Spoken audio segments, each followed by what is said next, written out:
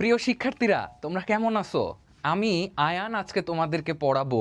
তোমাদের সাথে আছি, যে বিষয়টি নিয়ে আলোচনা করব বলে ঠিক করলাম সেটা হচ্ছে সেল ডিভিশন নিয়ে।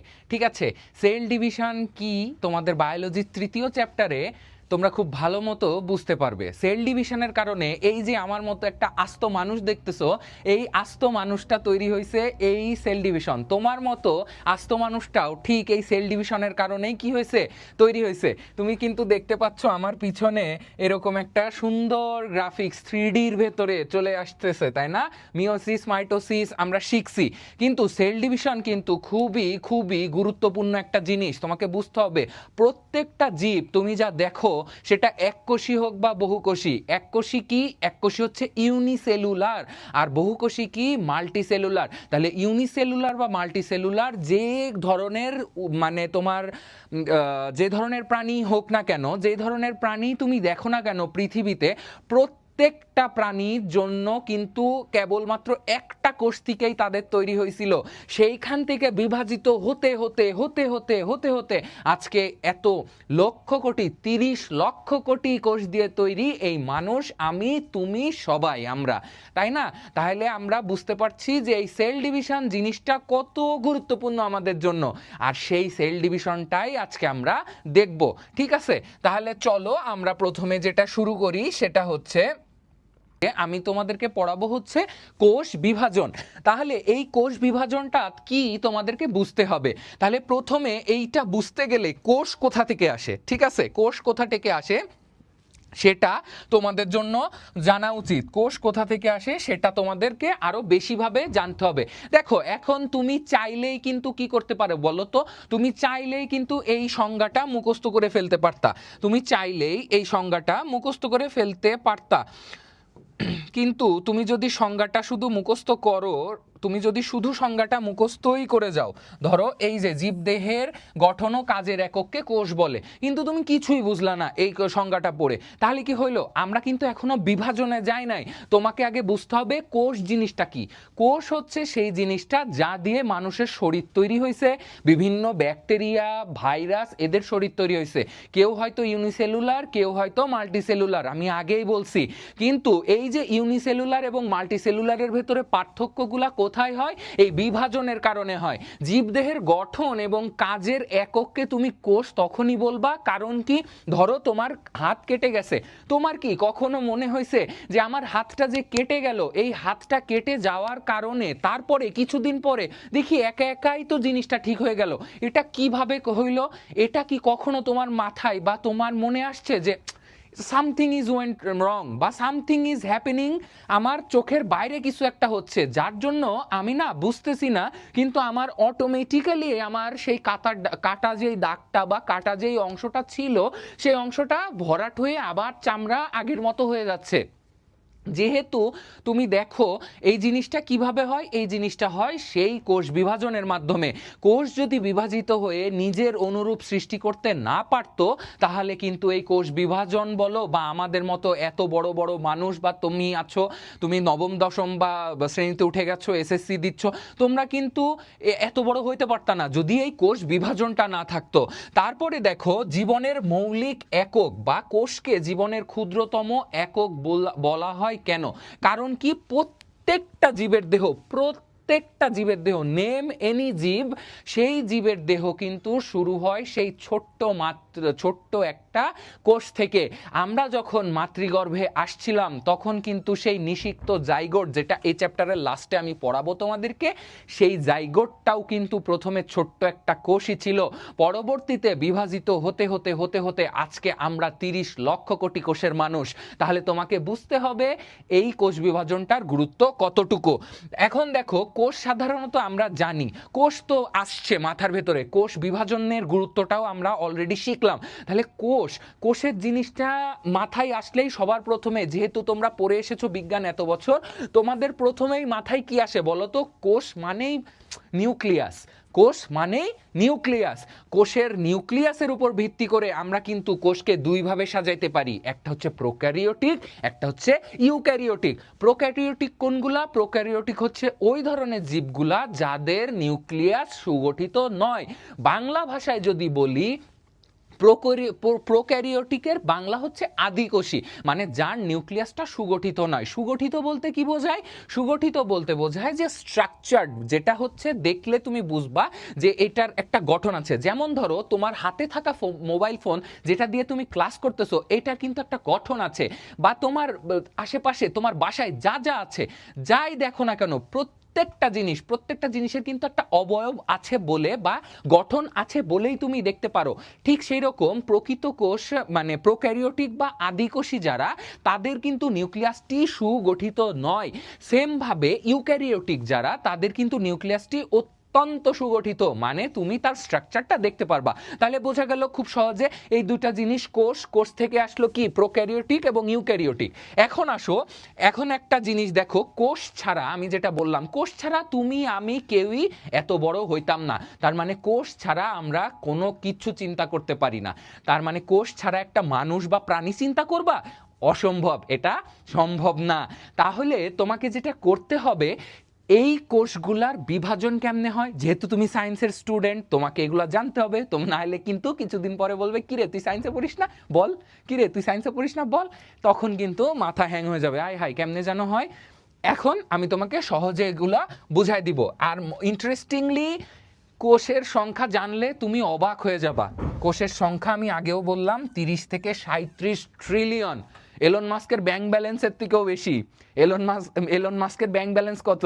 এলন মাস্কের ব্যাংক ব্যালেন্স একমাত্র ট্রিলিয়ন না, সেই ট্রিলিয়নের তো কত 1-2 ট্রিলিয়ন হবে।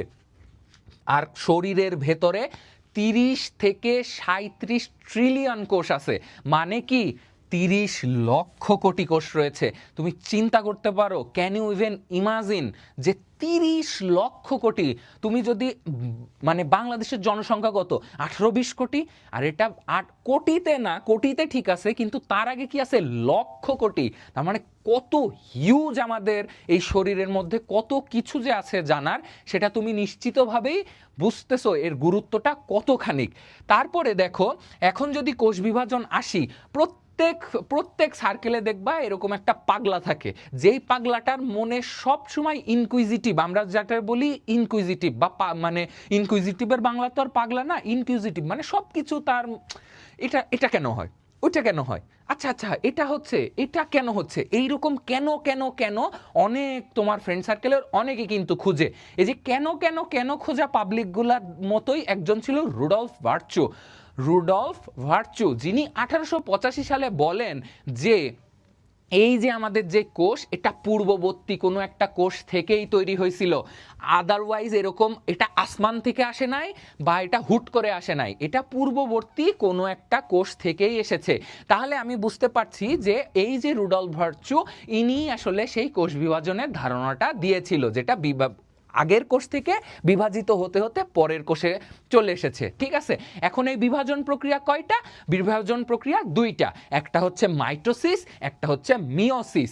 মাইটোসিস হয় অযৌন জনন আর মিওসিস হয় যৌন জনন।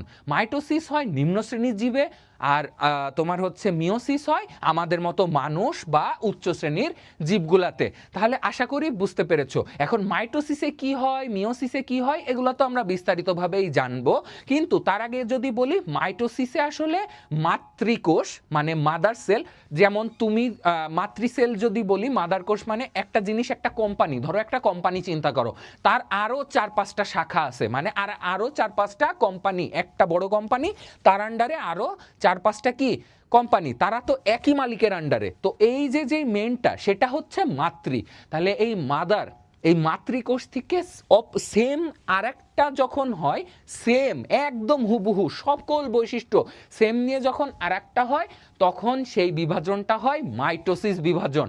আর যখন এই রকম গুণাগুণ সম্পন্ন বাট সম্পূর্ণরূপে কি হয় না, তখন হয় মিওসিস বিভাজন। এই কারণেই তোমার এবং তোমার বাবা মায়ের ভেতরে স্বভাবের কিছু চেঞ্জ আছে, কারণ আমাদের ভেতরে মিওসিস কোষ বিভাজন হয়। তাহলে আসো এখন একটু দেখি আমি যা বললাম। আর একটা কথা যদি বলে নিই, সেটা ইউনিসেলুলার মানে কি, এককোষী। যেসব জীবের দেহ মাত্র একটি, বুঝতেছো, একটি, যেটা তুমি খালি চোখে দেখতেও পারবা না, সেই রকম একটি কোষ নিয়ে যারা তৈরি হয়, তাদেরকে বলা হয় ইউনিসেলুলার জীব। এই শব্দার্থটি জানতে হবে, তুমি বই খুললেই পাবে। তখন তোমার মাথা হ্যাং হয়ে যায়, দূর কি বললে লিখতেছে, সায়েন্স নিছি বলে কি জীবন তেনা তেনা করে দিবে? না, তেনা তেনা না করার জন্যই আমি আসছি তোমাদেরকে সহযোগিতা করতে। কোনো ভয় পাওয়ার কারণ নেই, এটা খুবই ইজি চ্যাপ্টার, যেখান থেকে তুমি সৃজনশীল কমন পাবেই, একদম মাস্ট। সৃজনশীল আসেই, বোর্ড পরীক্ষায় সৃজনশীল এখান থেকে আসবেই। তুমি যখন 11-12 উঠবা এটা আরো ভাস্টলি জানতে পারবা। তার মানে এইটা খুবই গুরুত্বপূর্ণ একটা চ্যাপ্টার। এটা যদি তুমি না শেখো তাহলে তুমি কিন্তু বায়োলজিতে ভালো করতে পারবা না। তাহলে এখন দেখো তোমাকে যেটা করতে হবে, ইউনিসেলুলার মানে এককোষী, এটা বোঝা গেল। এরকম একটা উদাহরণ কি ব্যাকটেরিয়া বা ভাইরাস। এই যে কোভিড-19 বা কোভিডের টাইমে আমরা কি ভাইরাসগুলোকে দেখতে পারতাম, কিন্তু আমাদের শরীরের ভেতরে কিন্তু এগুলো ঢুকে যেত, তাই না? ঢুকে আমরা অসুস্থ হয়ে পড়তাম। এর কারণ কি জানো? না দেখতে পাওয়ার। এই না দেখতে পাওয়ার কারণ হচ্ছে এরা এককোষী বা এতটাই ক্ষুদ্র। তাহলে আশা করি তোমরা এটা বুঝছো। এখন আসো, ইউনিসেলুলার গেল, আর একটা আছে মাল্টিসেলুলার। মাল্টিসেলুলার হচ্ছে এই যে আমার মতো এত বড় একটা মানুষ, তোমার মতো এত বড় একটা মানুষ, এই যে বহু কোষ, বহু কোষ নিয়ে যারা গঠিত তারাই হচ্ছে মাল্টিসেলুলার জীব। আর একটা শব্দার্থ তোমার জানা উচিত, সেটা হচ্ছে সোমাটিক সেল। সোমাটিক সেল জিনিসটা কি তোমাকে বুঝতে হবে। সোমাটিক সেল জিনিসটা কি? সোমাটিক সেল হচ্ছে সেই দেহকোষ যেটা প্রজনন কাজে অংশ নেয় না। প্রজনন কাজে অংশ নেয় কারা? ডিম্বাণু এবং শুক্রাণু। এই ধরনের কোষ ব্যতীত বাকি সকল কোষ হচ্ছে দেহকোষ বা সোমাটিক সেল। দেহকোষের ইংরেজি হচ্ছে সোমাটিক সেল। তাহলে দেখো, এই যে 1855 সালে রুডলফ ভার্চু এটা বলেছে, প্রথমে জীবিত কোষ পূর্ববর্তী কোষ থেকেই সৃষ্টি হয়। এটি মূলত দুইটি প্রক্রিয়া, একটা মাইটোসিস, একটা মিওসিস। আশা করি বুঝতে পেরেছো। তাহলে অপত্য কোষ বা ডটার সেল আমি বুঝিয়েছি যে অনুরূপ, একদম মাদার সেল তারই বাচ্চা, এটা হচ্ছে অপত্য সেল। অপত্য মানে হুবহু এই সেম জিনিসটা এখানে আছে, যেটাকে বলা হচ্ছে অপত্য, ইংরেজিতে ডটার সেল। তাহলে বোঝা গেছে আশা করি। আমাদের শরীরে বৃদ্ধি বা ক্ষতস্থান পূরণ, যেটা আমি বললাম, কেটে গেলে তুমি কখনোই চিন্তা করো না যে এই কাটাটা কিভাবে পূরণ হয়। এই কাটাটা এই মাইটোসিস কোষ বিভাজনের মাধ্যমেই পূরণ হয়। তাহলে আশা করি তোমরা বুঝেছো। এভাবেই নতুন কোষ তৈরি হয়। এটি একটি অযৌন জনন প্রক্রিয়া। তার মানে এর সাথে বংশগতির মানে যে প্রবাহ, এর কোনোই কিন্তু মিল নেই। মাইটোসিসের সাথে বংশগতির কোনো ধরনের কোনো মিল নেই। এখন দেখো, মিওসিসের জন্য এটা একটা মূলত জনন কোষ, যৌন জনন প্রক্রিয়া, যেমন শুক্রাণু এবং ডিম্বাণু তৈরির প্রক্রিয়া। মানে আমি তুমি যেভাবে নিষিক্ত জাইগোটের মাধ্যমে তৈরি হয়েছি, মাতৃগর্ভে এসেছি, ঠিক ওই প্রক্রিয়াটাই হচ্ছে মিওসিস প্রক্রিয়া।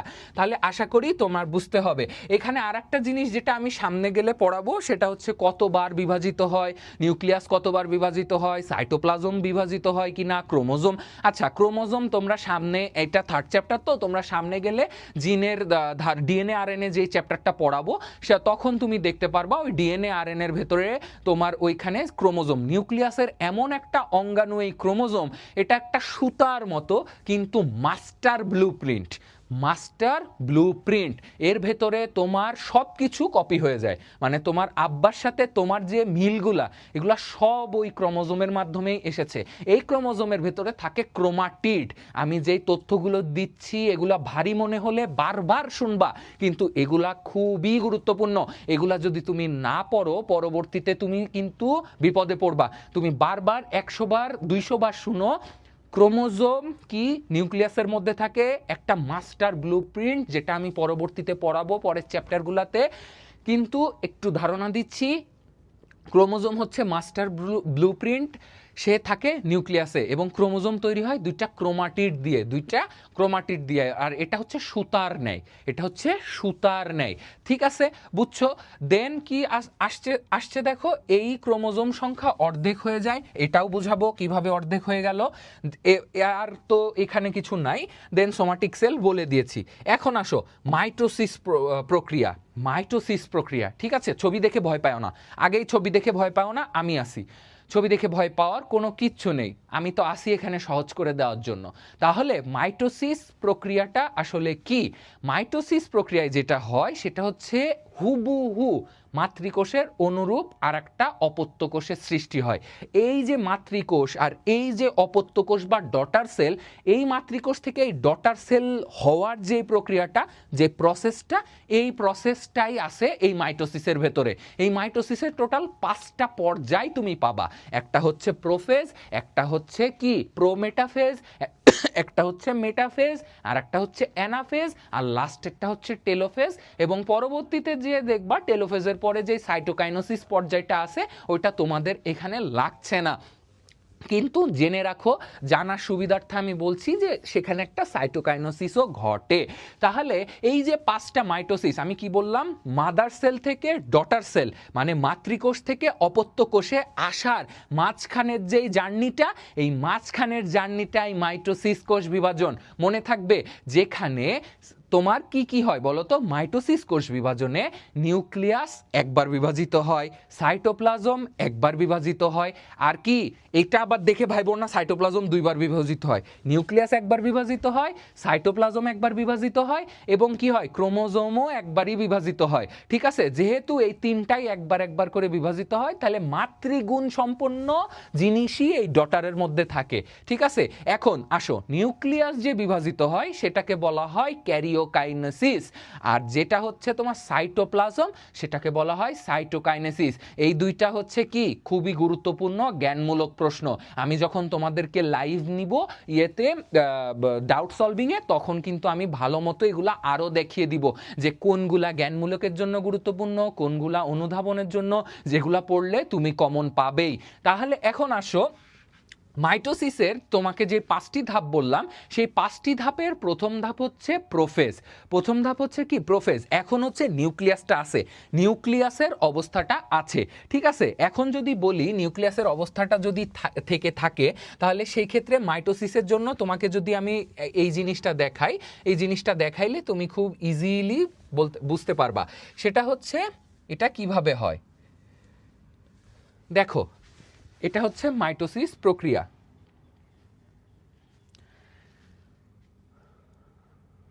দেখো এখন এই যে শুরু হয়ে গেছে কিন্তু ক্রোমোজোমগুলা, এই যে দেখছো ক্রোমোজোমগুলা আলাদা হয়ে গেছে, mother set of chromosome, father said of chromosome এখানে কিন্তু আসছে, দেখতেছো নিশ্চয়। তাহলে এখান থেকে এই যে সেন্ট্রোমিয়ার, মাঝখানেরটাকে বলা হয় সেন্ট্রোমিয়ার, আর দুইটা যে ক্রোমাটিডের কথা বললাম যেটা দিয়ে ক্রোমোজোম তৈরি হয়, সেই ক্রোমাটিড, আর মাঝখানে সাদাটা হচ্ছে সেন্ট্রোমিয়ার। এখন এই দেখো nucleolus, diploid cell with 2 chromatids in the chromosomes. ঠিক আছে, ডিপ্লয়েড সেল বুঝতে হবে, এটা হচ্ছে একটা নিউক্লিয়াস। এখন দেখো এখান থেকে বিভাজিত হইলো, কি হইলো, 2 diploid cell, 2 diploid cell with 1 chromatid in the chromosome. দেখছো দুইটা দুই দিকে চলে গেছে কিন্তু। দেন এটা আবার সেল উইথ লুজ ক্রোমাটিন আবার ফেরত আসবে, এসে দেখো কি হয়, ডিএনএ ডুপ্লিকেশন হচ্ছে ইন দ্য ইন্টারফেস পর্যায়, cell with double DNA content. এখান থেকে কি এই পুরা প্রক্রিয়াটা তুমি কিন্তু দেখতে পারতেছো যে এটা আবার ফেরত আসলো। ঠিক আছে, এখন যদি আসো, এটা ক্রোমোজোমের ছিল, এখন মাইটোসিস প্রক্রিয়াটা যদি বলি, মাইটোসিস এই যে দেখো, এখন হচ্ছে মাইটোসিসের জন্য সেন্ট্রোসোম আছে, এটা কি হইলো, দুই ধারে চলে গেল, দুই ধারে চলে যাচ্ছে। এই যে মাঝখানে দেখো এটা আস্তে আস্তে বিলুপ্ত হচ্ছে, এই যে সেই স্পিন্ডল যন্ত্র যেটাকে স্পিন্ডল অ্যাপারেটাস বলে, এই যে টেনে বড় করলো মাঝখানে আনলো, এটাকে বলা হয় ইকুয়েটর অঞ্চল। ঠিক আছে, এটা আবার বলবো, তুমি খালি একটু দেখো, এই যে আলাদা করে নিয়ে চলে যাচ্ছে, আলাদা করে নিয়ে কি চলে গেল, চলে যাচ্ছে। এবার দেখো এই যে ভাগ শুরু হয়ে গেছে, এভাবে টানতেছে, টানে টেনে এই যে আলাদা, এই যে দেখছো এখানে একটা, দুইটা কিন্তু দুই জিনিস। কিভাবে হলো আশা করি বোঝা যায়, এটা কমপ্লিটলি এখন দুইটা পরিপূর্ণ হয়ে গেছে, কমপ্লিটলি দুইটা পরিপূর্ণ, এবং এটা বারবার রিপিট হইতে থাকবে। তাহলে আশা করি এই জিনিসটা তোমরা এট এ ওয়ান গ্লান্স তোমরা বুঝছো, তোমরা এই জিনিসটা বুঝছো। এখন আসো এই জিনিসটা আমরা ধাপে ধাপে বুঝি। ওই যে দেখলে না যে এটা প্রথমে আলাদা হওয়া শুরু করলো, ভেতরে ভেঙে গেল নিউক্লিয়াস, যেটা এখন তুমি মাথায় নাও নিউক্লিয়াসটাকে কি করতেছো, নিউক্লিয়াসটার ওই গোল্লাটা চোখ বন্ধ করে চিন্তা করো, নিউক্লিয়াসের ওই গোল্লাটা আছে, ওখান থেকে ওইটা সরে যাচ্ছে, দেন কি মাঝখানে চলে আসলো, যেটাকে বলা হয় ইকুয়েটর বা বিষুবীয় অঞ্চল, সেটা কোন ফেজে আসছে সেটাও আমরা দেখব। তারপরে কি টেনে টেনে টেনে টেনে দুইটা দুই দিকে চলে গেল সেন্ট্রোমিয়ার সহ, আলাদা আলাদা ক্রোমাটিড হয়ে গেল। ক্রোমাটিড হওয়ার পরে তুমি চিন্তা করো, তুমি দেখো, তুমি চোখ বন্ধ করে থাকো, তারপরে কি হলো দেখো, এই যে খুলে গেল, দুটা টান দিয়ে চলে গেল, এখানে একটা কোষ, এখানে একটা কোষ। ঠিক আছে, দেখছো? তুমি যদি উপলব্ধি করতে পারো এই বিষয়টা খুবই ইজি। ঠিক আছে, এখন আসো, প্রথম ধাপ কি? প্রোফেজ। প্রথম ধাপ কি? প্রোফেজ। প্রোফেজে এখন কি হয় তোমাকে বুঝতে হবে। প্রোফেজে এখন কি হয়? প্রোফেজ যেটা হচ্ছে মাইটোসিসের প্রথম পর্যায়। এই পর্যায়টিতে এই যে পানি বিয়োজন, আগে বলতো কি, এই যে ক্রোমোজোমের যে ক্রোমোজোমগুলো আছে, এই ক্রোমোজোমগুলো আস্তে আস্তে সংকুচিত হতে থাকে। সংকুচিত মানে কি? ছোট হতে থাকে, সংকুচিত এবং মোটা হতে থাকে, ছোট হতে থাকে এবং মোটা হতে থাকে। তাহলে এইটা হওয়ার কারণ, পূর্বে বলতো কি জানো, যে এর ভেতরে পানি আছে, পানি সিরিঞ্জ দিয়ে টেনে নেয় না, ওই যে অনেকে দেখবা বিভিন্ন রোগী সিরিঞ্জ দিয়ে পানি টেনে বের করে, বা ওই যে খেলোয়াড়দের ক্ষেত্রে দেখছো হয়তো যে তাদের জয়েন্টে যখন পেইন হয়, জয়েন্টগুলো ফুলে এরকম হয়ে যায়, তখন তার ভেতর থেকে পানি বের করতে হয় ওই সিরিঞ্জ দিয়ে। তো সবাই মনে করতো এটা পানি বিয়োজন বা জল বিয়োজন। শব্দের অর্থ কি? চলে যাওয়া, মানে নিয়ে চলে যাওয়া, মানে বাদ পড়া। তাহলে পানি বিয়োজনের কারণেই মনে হয় এটা ছোট হয়ে যাচ্ছে আর মোটা হয়ে যাচ্ছে, কিন্তু এটা আসলে ঠিক না। এটার পানির সাথে কোনো সম্পর্কই নাই। পানির সাথে সম্পর্কহীন একটা কমপ্লেক্স প্রসেস। এই কমপ্লেক্স প্রসেসটা তুমি সামনে গেলে, যখন আরো সিনিয়র হবা, তখন তুমি খুব ভালো মতো বুঝবা। তাহলে প্রোফেজের কি বৈশিষ্ট্য পাওয়া গেল? এটা মাইটোসিসের প্রথম পর্যায়। আমি এখানে পয়েন্ট পয়েন্ট করে দিয়েছি, এগুলা তোমরা পাবে, এই পিডিএফটা তোমরা পাবে তোমার বইয়ে বর্ণনা করে লেখা। তোমার মাথা হ্যাং হয়ে যায়, হাই হাই হাই হাই রে, আমি কিভাবে পড়বো, এ তো আমি পারি না। কিন্তু তোমাদের পারার জন্যই তো আমি আসছি, আমি আয়ান তো তোমাদের পারার জন্যই আসছি। এই কারণে তোমাদের সুবিধার জন্য আমি কি করেছি বলো তো, এগুলাকে পয়েন্ট পয়েন্ট করে দিয়েছি। তুমি 5টা আছে, তুমি যদি 5টার ভেতরে 4টা লিখে দাও, তোমার সৃজনশীলের যেটা আজ কমন পাবা, কমন তো অবশ্যই দিচ্ছি, এগুলাই আসবে পরীক্ষায়। তাহলে কমন যেটা পাচ্ছ, ওইখানে লেখার সময় তুমি ওই বর্ণনামূলক লিখতেছো, কিন্তু লেখার সময় গেলে ভুলে যা, আর কোনো মনে নাই। কিন্তু পয়েন্ট যখন করে লিখবা, তখন তোমার কিন্তু একটার পর একটা মাথায় সেট থাকবে, লিখতে সুবিধা হবে, নাম্বারও পূর্ণ পাবা। ঠিক আছে, মানে ফুল নাম্বার পাবা। তাহলে দেখো এখানে কি হয়, নিউক্লিয়াসটা কি হয়, নিউক্লিয়াস আকারে বড় হতে থাকে। আকারে বড় হওয়া মানে কি? তুমি খাচ্ছ, ধরো তুমি খাচ্ছ, খেতে খেতে খেতে খেতে পেট এইরকম এইরকম এইরকম হয়ে পেট কিন্তু বাস্ট করবে, তাই না? সেম ভাবে এটাও কি, মাদার কোষ থেকে ডটার সেলে ডটার কোষ বানানোর প্রক্রিয়া। তাহলে এইটা যদি না ফুলে, তাহলে বাস্টই যদি না করে, দুইটা মানে আলাদা হবে কেমনে? দেখলা না, ওই যে অ্যানিমেশনে দেখাইলাম তো, টান দিয়ে আলাদা করে নিয়ে যায়। তো ওইটা আগে তো ফুলতে হবে, দ্যাটস ওয়াই ওই ফোলাটা শুরু হয়। নিউক্লিয়াস আকারে বড় হতে থাকে, দেখছো নিউক্লিয়াসটা কতখানি। দেন ক্রোমোজোমগুলো আস্তে আস্তে সংকুচিত। এই যে ক্রোমোজোমগুলো দেখতেছো, এটা আস্তে আস্তে, এটা ধুপ করে সংকুচিত হয় না, আস্তে আস্তে সংকুচিত হয়। আস্তে আস্তে যখন সংকুচিত হইল এবং তার সাথে সাথে মোটা হইতে থাকে, তাহলে আস্তে আস্তে সংকুচিত আর মোটা। ঠিক আছে, এইটা আর একটা গেল, ক্রোমোজোমগুলো আস্তে আস্তে সংকুচিত ও মোটা হয়। দেন যেটা বললাম, পূর্বে বলতো এটার মধ্যে থেকে মনে হয় পানি টেনে বের করে নিল, এই কারণেই মনে হয় এই অবস্থা, কিন্তু আসলে তা না। তাহলে এটাই বলা হয়েছে যে আগে পানি বিয়োজন বলা হলেও আধুনিক গবেষণা বলে এই পরিবর্তনে পানির কোনো সম্পর্ক নেই। ঠিক আছে, এই পর্যন্ত আশা করি বুঝেছো। ক্রোমোজোম সেন্ট্রোমিয়ার ব্যতীত, ক্রোমোজোম সেন্ট্রোমিয়ার ব্যতীত লম্বালম্বি দুই ভাগে ভাগ হয়ে ক্রোমাটিড উৎপন্ন করে, যেটা আমি অলরেডি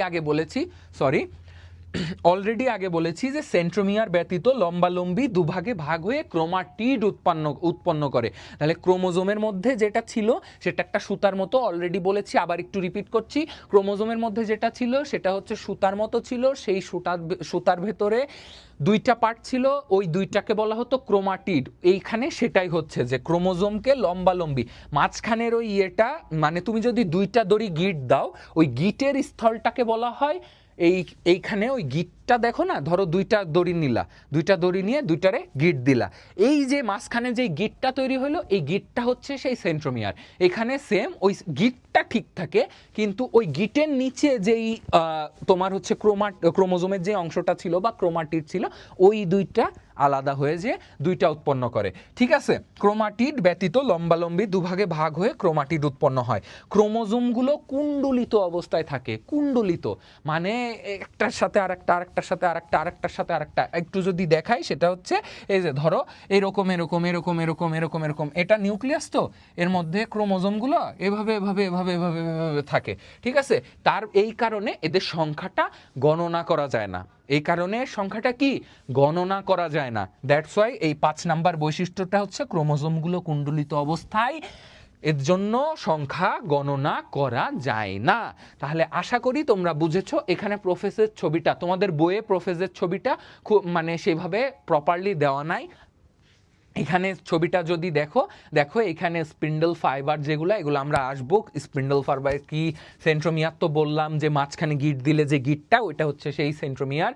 দেন হচ্ছে সেন্ট্রিওল কি, সেন্ট্রিওল এটাও আসতেছে সামনে। প্লাজমা মেমব্রেন কি, এটা কোষের যে প্লাজমা মেমব্রেন, তোমরা নিউক্লিয়াস পড়ছো না, নিউক্লিয়াসের ওখানে প্লাজমা মেমব্রেন দেখছো তো। তো ওই প্লাজমা মেমব্রেনগুলো যদি চলে না যায়, যদি মানে সরে না যায়, বাস্ট না করে, তাহলে তো নতুন কোষের কি হবে না, উৎপন্ন হবে না। এখন নিউক্লিয়াস দেখতেছো, নিউক্লিয়ার এনভেলপ দেখতেছো, এগুলা কিন্তু আস্তে আস্তে আর থাকবে না। এই নিউক্লিয়ার এনভেলপ আর এই যে তোমার প্লাজমা মেমব্রেন, এগুলা গুপি হয়ে যাবে, গুপি হয়ে মানে হারায় যাবে, হারায় যে দুইটা আলাদা হয়ে যাবে। ঠিক আছে, যখন এবং পরবর্তীতে কি হবে বলো তো, আমি কিন্তু এটা বলেছি, এটা বারবার বারবার বারবার করার প্রক্রিয়া, এটা একবার হয়ে থেমে যাবে এমন প্রক্রিয়া না। দ্যাটস ওয়াই কি হবে, এটা আবার ঘুরে দেখবা এই মাইটোসিসেরই লাস্ট পর্যায়ের দিকে যে এগুলো আবার ফিরে আসবে। এগুলা আবার কি, এই যে nucleus, nuclear envelope, plasma membrane, এগুলা কি এই যে বাস্ট করে নতুন ডটার সেল তৈরি করলো, এটা আবার ফেরত চলে আসবে। ঠিক আছে, তো এখন আশা করি তোমরা প্রোফেসটা বুঝেছো। প্রোফেসটা যখন বুঝেছো, এখন চলো পরের ধাপে যাই, প্রো মেটাফেজ। প্রো মেটাফেজ, এখন বলো প্রো শব্দটার অর্থ কি, আগে, আর মেটাফেজ মানে মেটাফেজ দশা তৈরির আগে যেটা হয় সেটাকে বলা হয় প্রো মেটাফেজ। এর ভেতরে একটা কথা বলে নি, আমি একটু মিস করছিলাম যেটা আগে, সেটা হচ্ছে ইন্টারফেজ বলে একটা শব্দ আছে। তোমাদেরকে ক্যারিওকাইনোসিস বলেছি, সাইটোকাইনোসিস বলেছি, কিন্তু ইন্টারফেজটা বলা হয় না। ইন্টারফেজ হচ্ছে এই যে প্রোফেজ ধাপের আগে কোষ বিভাজন, এই প্রোফেজ ধাপটার আগে এই বিভাজন, যে কোনো কিছু, ধরো তুমি কালকে সকালবেলা চট্টগ্রামে ট্রেনে যাবা ঢাকা থেকে, তো কালকে সকাল 6টা বাজে তোমার ট্রেন, তুমি এখন যদি 5টা বাজে ঘুম থেকে উঠে ব্যাগ গোছানো শুরু করো, এটা কি তোমার জন্য ভায়াবল কোনো অপশন হবে? হবে না। তার মানে যে কোনো কিছু করার জন্য একটা প্রস্তুতির প্রয়োজন হয়, তাই না? তাহলে যে কোনো কিছু করার যদি প্রস্তুতির প্রয়োজন হয়, তো কোষ বিভাজন কি তার ব্যতিক্রম হবে বলে তুমি মনে করো? না, এটা তার ব্যতিক্রম হবে না।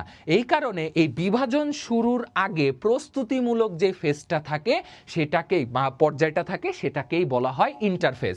তাহলে ইন্টারফেজের পরে এই যে প্রোফেজের যা যা বলছি এগুলা ঘটে, ইন্টারফেস পর্যায়ের পরে এই প্রোফেজের এই পর্যায়টা ঘটে। ঠিক আছে, এখন আবার চলো ফিরে যাই প্রোমেটাফেজে।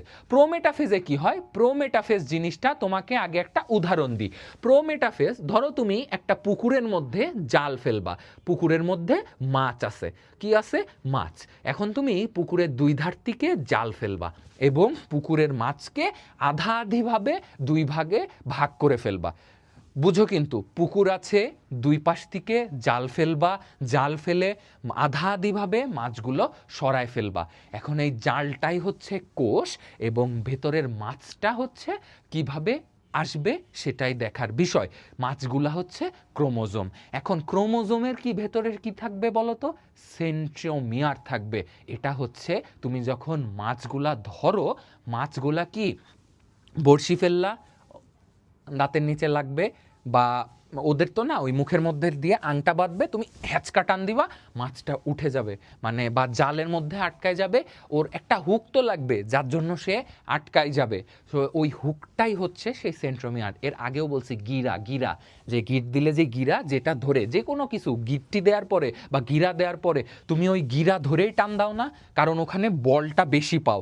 ঠিক আছে, আবার ফিজিক্সে চলে যাচ্ছি না, যে সবচেয়ে পাওয়ারফুল ওই অংশটা থাকে। তো সেম সেন্ট্রোমিয়ারটাও ওই গিরা যেহেতু ওইটা ধরেই টান দেবে। তো এখন টান দিয়ে তোমার জাল বিছানো লাগবে না, সেই জালটা তৈরির জন্যই স্পিন্ডল যন্ত্র বা তোমার স্পিন্ডল অ্যাপারেটাস বলা হয় যেটা, সেটা এই প্রোমেটাফেজে তৈরি হয়ে যাবে স্পিন্ডল যন্ত্র।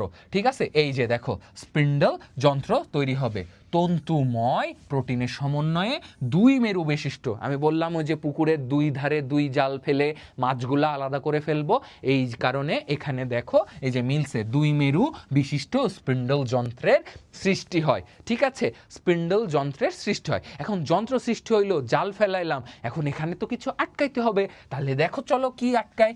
দুই মেরুর মাঝখানের অবস্থানকে বলা হয় ইকুয়েটর বা বিষুবীয় অঞ্চল। ওইখানে একটা আছে, ওইখানে একটা আছে, আমি আছি মাঝখানে। এই মাঝখানের এই অংশটা হচ্ছে বিষুবীয় অঞ্চল বা ইকুয়েটর। ঠিক আছে, বুঝছো? ওই পাশে একটা কি আছে, স্পিন্ডল যন্ত্র, আর স্পিন্ডল যন্ত্রের এক মাথা, এই পাশে এক মাথা, এই দুই মাথার মাঝখানে আমি, এই মাঝখানেটাকেই বলা হবে কি, ইকুয়েটর বা বিষুবীয় অঞ্চল। ঠিক আছে, ইকুয়েটর বা বিষুবীয় অঞ্চল। স্পিন্ডল যন্ত্রের তন্তুগুলো এক মেরু থেকে, খুব স্বাভাবিক নয় কি? আমি তোমাকে জালের উদাহরণ অলরেডি দিছি। জাল কি একটা সুতা দিয়ে জাস্ট এক জায়গায় পড়ে থাকে? না, জালটা এই যে দিলা, ঠিক আছে, জালটা ফালাইলা, এই যে এইভাবে দেয় না জালটা, জালটা ফালাইলা, জালটা ফালানোর জন্য তো ওইটা অর্ধেক পর্যন্ত যাওয়া লাগবে, তাই না? তার মানে এই মাথা থেকে ওই মাথা কভার করতে গেলে পুরাটাই আমার জাল দিয়ে কভার করা লাগবে। সো ওখানে জালের জন্য যেমন দড়ি আছে, এখানেও তেমন তন্তু আছে। ওইটাকেই বলা হয় এক মেরু থেকে অপর মেরু পর্যন্ত বিস্তৃত স্পিন্ডল যন্ত্রের তন্তুগুলা। ঠিক আছে, এবং এখন মাছ কি সব জায়গায় থাকে? থাকে না। এই মাছ হচ্ছে ক্রোমোজোম। এই ক্রোমোজোমগুলাও কি করে বলো তো? নির্দিষ্ট জায়গাতেই থাকে। যেহেতু নির্দিষ্ট জায়গাগুলোতে থাকে, সেগুলাকে বলা হয় আকর্ষণ তন্তু। সেগুলাকে কি বলা হয়? আকর্ষণ তন্তু। বুঝেছো? এবং ক্রোমোজোমাল তন্তুও বলা হয়, যেখানে যেখানে তন্তুগুলা, যেখানে যেখানে ক্রোমোজোমগুলো আটকায়, সেগুলাকে বলা হয় ক্রোমোজোমাল তন্তু।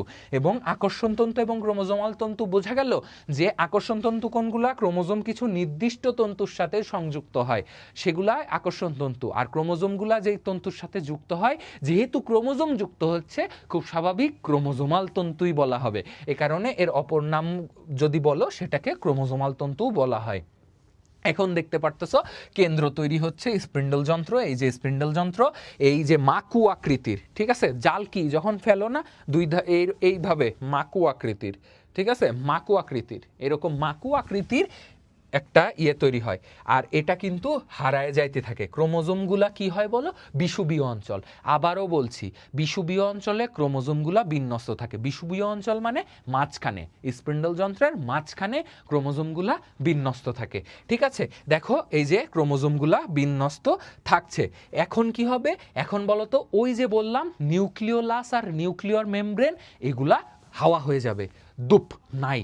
কারণ কি? আলাদা তো হইতে হবে। আগেই বলছি আলাদা হওয়া লাগবে না, এই কারণে নিউক্লিয়াস এবং নিউক্লিয়ার মেমব্রেন আলাদা হয়ে যাবে এবং সম্পূর্ণরূপে, বইয়ের ভাষায় যদি বলি, সম্পূর্ণরূপে বিলুপ্তি ঘটবে এই স্টেজে।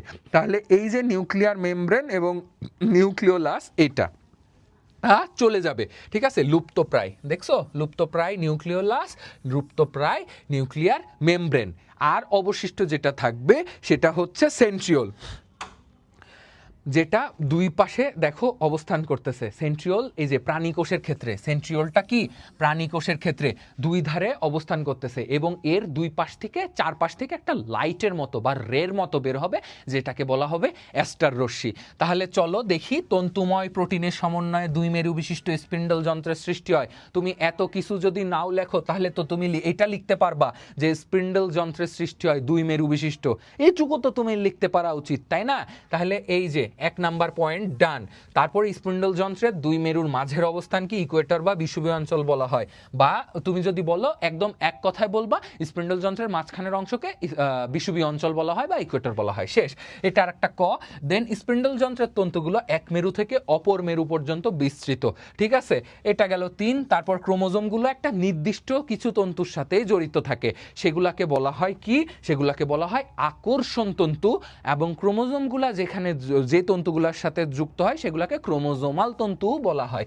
তারপরে আসো দেখি ক্রোমোজোমগুলি বিষুবীয় অঞ্চলে বিন্যস্ত থাকে, এটা আবার দেখলাম। ঠিক আছে, ক্রোমোজোমগুলা যে বিষুবীয় অঞ্চলে, এই যে ক্রোমোজোমগুলা যে বিষুবীয় অঞ্চলে অবস্থান করতেছে সেটা আবার দেখা গেল, তাই না? এই যে ক্রোমোজোমগুলা। তারপরে কি হয় বলো, নিউক্লিয়াস ও নিউক্লিয়ার মেমব্রেনের বিলুপ্তি ঘটে। নিউক্লিয়াস ও নিউক্লিয়ার মেমব্রেনের কি বিলুপ্তি ঘটে? এই যে দেখছি লুপ্তপ্রায় নিউক্লিয়াস, নিউক্লিওলাস আর নিউক্লিয়ার মেমব্রেন, বোঝা গেছে? আর একটা কি, প্রাণীকোষে পূর্বে সেন্ট্রিওল দুটি মেরুতে অবস্থান করে এবং এর চারিদিক থেকে রশ্মি মানে লাইট, এই যে লাইট দেখতেছো না আমার মুখের উপর লাগতেছে, এরকম লাইট বের হয় বা রশ্মি বের হয়, বিচ্ছুরিত হয় মানে বের হয়, যাকে বলা হয় অ্যাস্টার রে। এই যে কোশ্চেন যদি কঠিন হয় না, তাহলে জ্ঞানমূলকে বলবে অ্যাস্টার রে কাকে বলে বা অ্যাস্টার রে কি। সো এগুলা জানা উচিত। আশা করি আমি যেভাবে পড়াচ্ছি তোমাদের সব কিছু কাভার হয়ে যাবে এবং তোমরা খুব ইজিলি এই যে এইভাবে তোমরা সব কিছু করতে পারবা। এটা গেল প্রোমেটাফেজ পর্যায় শেষ, এবার আসছে সেই হিরো মেটাফেজ। এটাকে 200% শিওর ধরো, এই জিনিসটা এখান থেকে যা বলবো মেটাফেজ, অ্যানাফেজ, টেলোফেজ, এই তিনটা ধাপ পরীক্ষায় মাস্ট বি আসে, গ এবং ঘয়ের জন্য। তাহলে মেটাফেজে কি হয়? মেটাফেজে দেখো চলো কি হয়, এখানে সেন্ট্রোমিয়ারের বিভাজনটা শুরু হবে। সেন্ট্রোমিয়ার কি কোনটা জানি, ওই গিটটার বিভাজন শুরু হবে, বিভাজন শুরু হবে, এটা একটা অংশ। ঠিক আছে, এবার দেখো ক্রোমোজোম স্পিন্ডল যন্ত্রের বিষুবীয় অঞ্চল মানে মাঝামাঝি।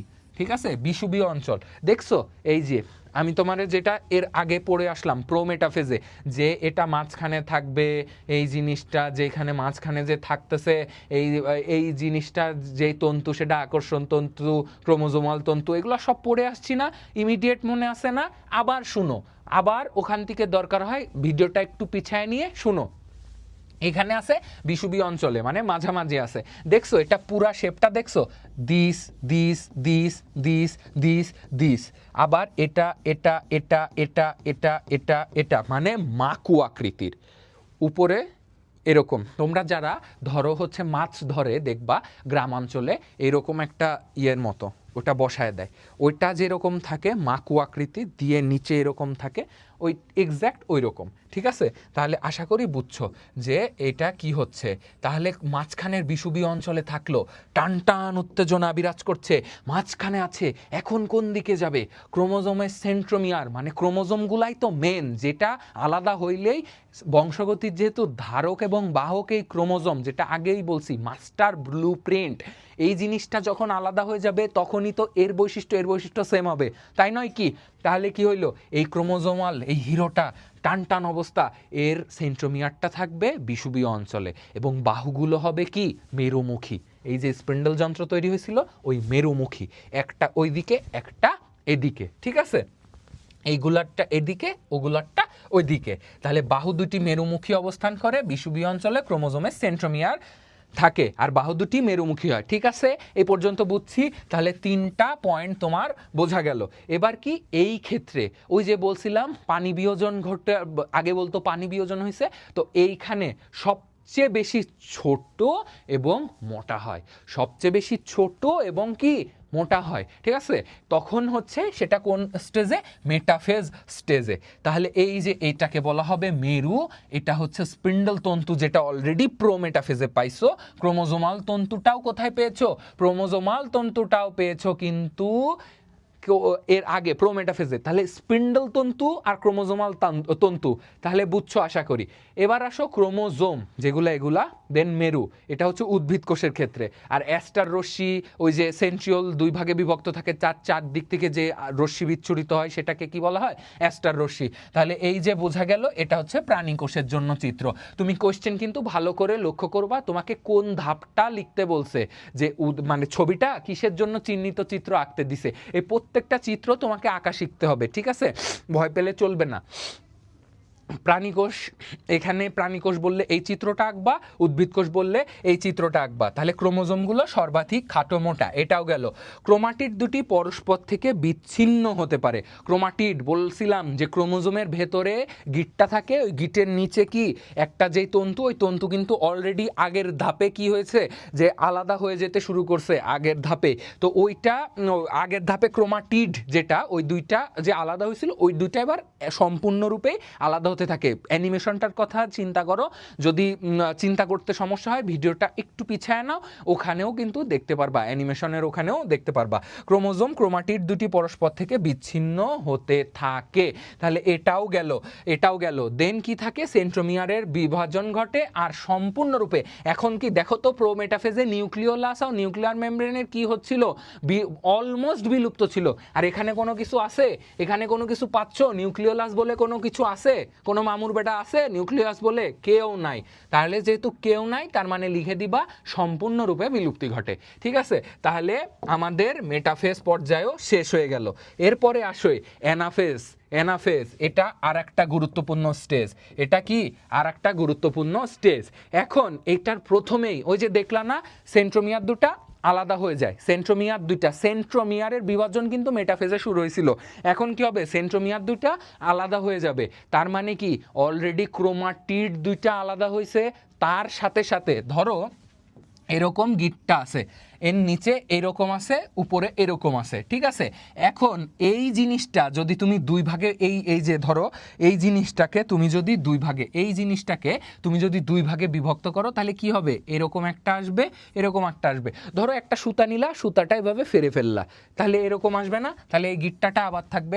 সেমভাবে এই জিনিসটাও কি হবে বলো তো, এইখানের দিয়ে আবার দুইটা গিটটা তৈরি করবে। তাহলে এই যে এটা হচ্ছে সেন্ট্রোমিয়ার আর এটা হচ্ছে আর একটা সেন্ট্রোমিয়ার।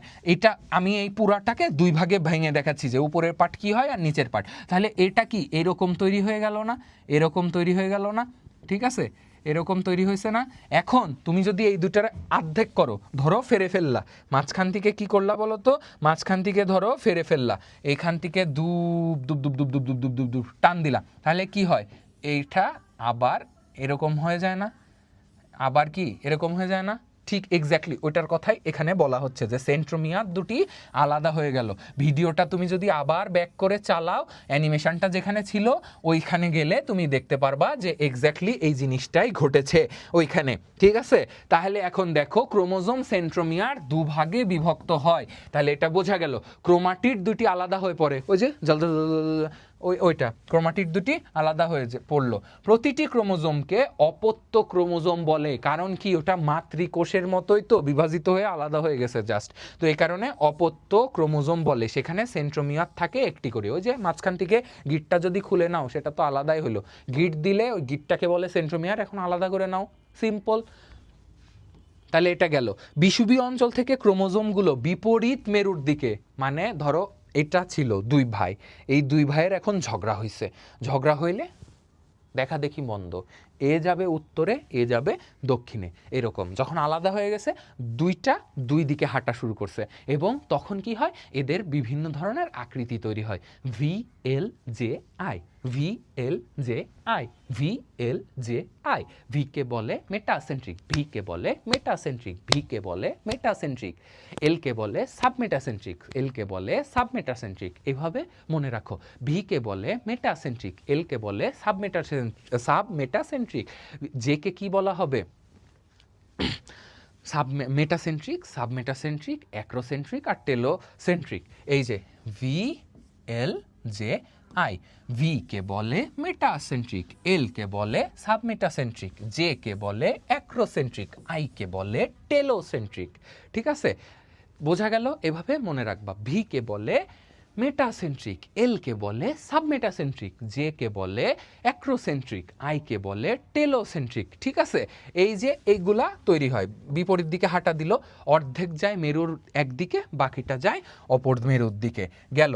দেন কি আসে, এই চলনে সেন্ট্রোমিয়ার থাকে অগ্রগামী, মানে ওই মাঝখানের যে গিটটা ওইটা আগে আগে যায়। ওই যে একটা কথা আছে না যে আগে কে কে যায় রে, দারোগা যায়, দারোগা যায়, আচ্ছা দারোগার আগে কে যায়, দারোগার ভুঁড়ি যায়, ওই রকম। ঠিক আছে, ধরো এই সেন্ট্রোমিয়ারটা সেই ভুঁড়ির মতো, সে আগে আগে যায়, সে আগে আগে যায়, এরকম। ঠিক আছে, এটা ধরো সেন্ট্রোমিয়ার আগে আগে যায়, আর তোমার হচ্ছে বাহুগুলা, মানে ওই যে দেখাইলাম না একটু আগে যে এরকম এরকম থাকে, ওই বাহুগুলা কি পিছনে পিছনে যায়, তাহলে সেন্ট্রোমিয়ার যাচ্ছে, বাহুগুলা পেছনে পেছনে যাচ্ছে।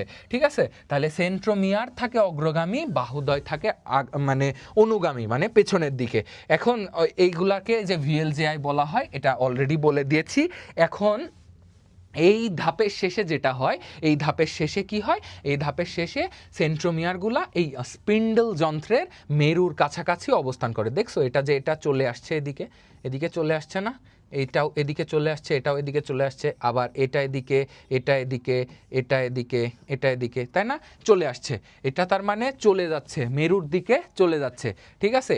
এবং লাস্টে যেটা ছিল, এই যে আমি তোমাদেরকে যেটা মুখস্থ করাইলাম সেটা এখানে অলরেডি লিখে দিয়েছি, সেটা তোমরা পিডিএফ দেখে মুখস্থ করে নিবা। কিভাবে করবা? ভি কে বলে মেটাসেন্ট্রিক, এল কে বলে সাবমেটাসেন্ট্রিক, জে কে বলে অ্যাক্রোসেন্ট্রিক, আই কে বলে টেলোসেন্ট্রিক। এভাবে ছন্দ দিয়ে না পড়লে পড়াশোনা তো মজার বিষয় রে বাবা। পড়াশোনা কি এরকম না, পড়াশোনা অত্যন্ত মজার একটা বিষয়। তাহলে এই জিনিসগুলা তোমরা এভাবে পড়বা। তারপরে আসো the last stage of mitosis. The last stage of mitosis সেটা কি? টেলোফেজ ধাপ। সেটা কি? টেলোফেজ ধাপ। এখানে ওই যে দুপ করে দেখলা না আলাদা হয়ে একটা তৈরি হইলো, এই জিনিসটা যে হইলো, এটা হওয়ার পরে আসলে কি হয় জানো? আবার প্রোফেজে পড়ছো না যে খাটো মোটা হয়, নিউক্লিয়াস হারায় যাইতে থাকে, এই ধরনের জিনিসগুলো পড়ছো না? এইটা প্রোফেজের বিপরীত। আমি তোমাকে এর আগেও বলছিলাম যে এই যে নিউক্লিয়াস বা নিউক্লিওলাস বা নিউক্লিয়ার মেমব্রেন যেগুলা বলতেছো হারায় গেল দুপ করে, ওই জিনিসগুলো আবার ফেরত আসবে, এটা কিন্তু আমি আগেই বলছি ক্লাসে। তো এইখানে সেই জিনিসগুলো আবার ফেরত আসা শুরু করবে। চলো দেখি। এই যে এই কারণে প্রথমে প্রোফেজের ঘটনা বিপরীতভাবে ঘটে, ঠিক আছে। এই যে দেখছো দুইটা যে আলাদা হয়ে গেছে, যেহেতু আলাদা হয়ে গেছে, ক্রোমোজোমগুলো আলাদা হয়ে গেছে, তার মানে মাতৃগুণ সম্পন্ন অপত্য কোষের তৈরি হয়ে গেছে, ঠিক আছে। যেখানে এবং সেখানে আবার কি নিউক্লিওলাস এবং নিউক্লিয়ার মেমব্রেন তৈরি হবে, ঠিক আছে। তাহলে ক্রোমোজোমগুলো আবার সরু এবং লম্বা আকার ধারণ করে। যেটা হচ্ছে আগে খাটো আর মোটা হচ্ছিল, এখন সেটা মোটার থেকে চিকন হচ্ছে। আর যেটা কি ছিল আগে খাটো এবং মোটা ছিল, সেটা প্রথমে চিকন হলো, আবার সরু হয়ে গেল, ঠিক আছে। ওইটাই বলতেছে যে ক্রোমোজোমগুলো আবার সরু ও লম্বা আকার ধারণ করে। এবার কি আবারও সেম, ওই যে প্রথমে কিন্তু প্রোফেজে কি হচ্ছিল না, গোনা যাচ্ছিল না, এখন কি হবে, আবার ওইটার নিউক্লিয়ার রেটিকুলাম গঠন করবে, জড়িয়ে যেয়ে নিউক্লিয়ার রেটিকুলাম গঠন করবে। দেখো জড়িয়ে গিয়ে নিউক্লিয়ার রেটিকুলাম গঠন করে। তাহলে এইভাবে পয়েন্ট পয়েন্ট করে দেওয়ায় তোমার মস্তিষ্কে কিন্তু নাড়া দিতে পারছি। আমি আশা করি, আমি বিশ্বাস করি তোমরা এগুলা সবগুলা বুঝছো, ঠিক আছে। তোমাদের সাথে খুব শীঘ্রই লাইভে আমার দেখা হবে, কোনো সমস্যা নেই। এই চ্যাপ্টারটা পড়ানোর পরে তোমাদের যে ডাউট সলভিং ক্লাস থাকবে সেখানেই আমি লাইভে আসবো, ঠিক আছে। লাইভে এসে তোমাদের সকল সমস্যার সমাধান করে দেবো ইনশাল্লাহ। ওই দিন আমি তোমাদেরকে সিকিউ নিয়েও ধারণা দিব। এখন দেখো লুপ্তপ্রায় স্পিন্ডল তন্তু অপত্য নিউক্লিয়াস, আবার নিউক্লিয়াস যে চলে আসলো, সেটাই বলছে নিউক্লিওলাসের পুনরাবির্ভাব। আবির্ভাব মানে আবির্ভাব মানে কি? আশা, কোন একটা নতুন জিনিস চলে আসা, সেটা হচ্ছে আবির্ভাব ঘটা। ওইটা পুনঃ শব্দটার অর্থ এটা কিন্তু আগেও ছিল, দ্যাটস ওয়াই আবার যখন ফিরে আসে কাম ব্যাক, এভাবেও ফিরে আসা যায়, এভাবেও ফিরে আসা যায়, রিলসে দেখছো না ওই রকম, যে নিউক্লিওলাস এখন হচ্ছে গান গাচ্ছে, এভাবেও ফিরে আসা যায়। তারপরে পুনরায় নিউক্লিয়ার মেমব্রেন, শুধু কি নিউক্লিওলাস গাচ্ছে গানটা? না, নিউক্লিয়ার মেমব্রেনও গাচ্ছে, যে এভাবেও ফিরে আসলাম ফিরে, একটা অরা ফুল ড্যান্স দিতে দিতে ফেরত আসবে, ঠিক আছে। তারপরে কি দুই মেরুতে দুইটি অপত্য নিউক্লিয়াস গঠিত হয়। দুই মেরুতে যেহেতু আলাদা হয়ে গেছে, সেন্ট্রোমিয়ার আলাদা, ক্রোমোজোমগুলো আলাদা, সবই তো আলাদা, যেহেতু সব আলাদা, এইটা একটা জিনিস, এটা একটা কমপ্লিটলি ভিন্ন, মানে একই জিনিস বাট আর একটা কপি, ঠিক আছে, আর একটা কপি। ধরো তোমার হাতে যদি আইফোন 17 থাকে, সেই 17-এর তোমারও আছে, তোমার বন্ধুরও আছে, তো তোমারটাই কি তোমার বন্ধু চালাচ্ছে? না, তোমার 17 আলাদা, ও তোমার বন্ধু 17 আলাদা, তার মানে দুইজনের 17 কিন্তু কি আলাদা, কিন্তু জিনিস তো সেমই ভেতরে। ওই রকম এখানেও ভিতরে সব সেম জিনিস, কিন্তু দুই দিকে আলাদা হয়ে গেছে। নিউক্লিয়াস ফিরে এসেছে, রেটিকুলাম গঠন করছে, এই যে রেটিকুলামগুলো দেখো গঠন করছে, দেন কি করছে, আবার দুই মেরুতে দুইটা সম্পূর্ণরূপে আলাদা দুইটা জিনিস তৈরি হয়েছে। এখন দেখো ওই যে স্পিন্ডল যন্ত্র বলছিলাম না, জাল টেনে আলাদা করা, ওই এখন কি আর প্রয়োজন আছে? তৈরি তো হয়ে গেছে, এখন কি আর কোনো দরকার আছে? দ্যাটস ওয়াই স্পিন্ডল যন্ত্রের কাঠামোটা ভেঙে পড়ে। যেই মাকু আকৃতির স্পিন্ডল যন্ত্র ছিল, ওই স্পিন্ডল যন্ত্রের কাঠামোটা সম্পূর্ণরূপে কি করে? ভেঙে পড়ে, ঠিক আছে। স্পিন্ডল যন্ত্রের কাঠামো ভেঙে পড়লে আস্তে আস্তে এগুলা ধীরে ধীরে অদৃশ্য হয়ে যায়, এগুলা ধীরে ধীরে কি হয়? অদৃশ্য হয়ে যায়। ঠিক আছে, ধীরে ধীরে অদৃশ্য হয়ে গেল। এবং সাইটোপ্লাজমিক যে অঙ্গাণুগুলো আছে তুমি দেখলে বুঝবা, ওই যখন হচ্ছে তোমাদের বইয়ে বিজ্ঞানে পড়ছো না সাইটোপ্লাজমিক অঙ্গাণু সমূহ, এবং স্যারও পড়াইছে, আমাদের প্রলয় স্যারও পড়াইছে তোমাদেরকে সাইটোপ্লাজমিক অঙ্গাণু সমূহ। সেই সাইটোপ্লাজমিক অঙ্গাণু সমূহর আবার পুনরাবির্ভাব ঘটে বা পুনঃভাবে এটা আবার চলে আসে, ঠিক আছে, এইখানে এই স্টেজে। এবং সর্বশেষে যেটা হয়, দুইটি অপত্য কোষের সৃষ্টি হয়, দুইটা ডটার সেল দেখতেছো না, এই যে একটা দুইটা অপত্য কোষের সৃষ্টি হয়। এই ছিল তোমাদের টেলোফেজ পর্যায়। এবং এরই সাথে সাথে যেহেতু অপত্য কোষটা তৈরি হয়েছে, এখান থেকেই সাইটোকাইনোসিস, যেটা তোমাকে বললাম, যেটা তোমাদের নাই, সেই সাইটোকাইনোসিসের ধাপটা শুরু হয়। যেহেতু মাইটোসিস কোষ বিভাজনে দেখো অপত্য কোষ সৃষ্টি করাই লক্ষ্য, দুইটি, একটি মাদার সেল থেকে দুইটা অপত্য কোষ সৃষ্টি করাই লক্ষ্য। এটা কিন্তু টেলোফেজের এই পর্যায়ে এসে দেখতেছি আমরা যে এটা হয়ে গেছে, তৈরি করা কি হয়ে গেছে। যেহেতু তৈরি করা হয়ে গেছে, দ্যাটস ওয়াই এই মাইটোসিস কোষ বিভাজন প্রক্রিয়াটাও শেষ।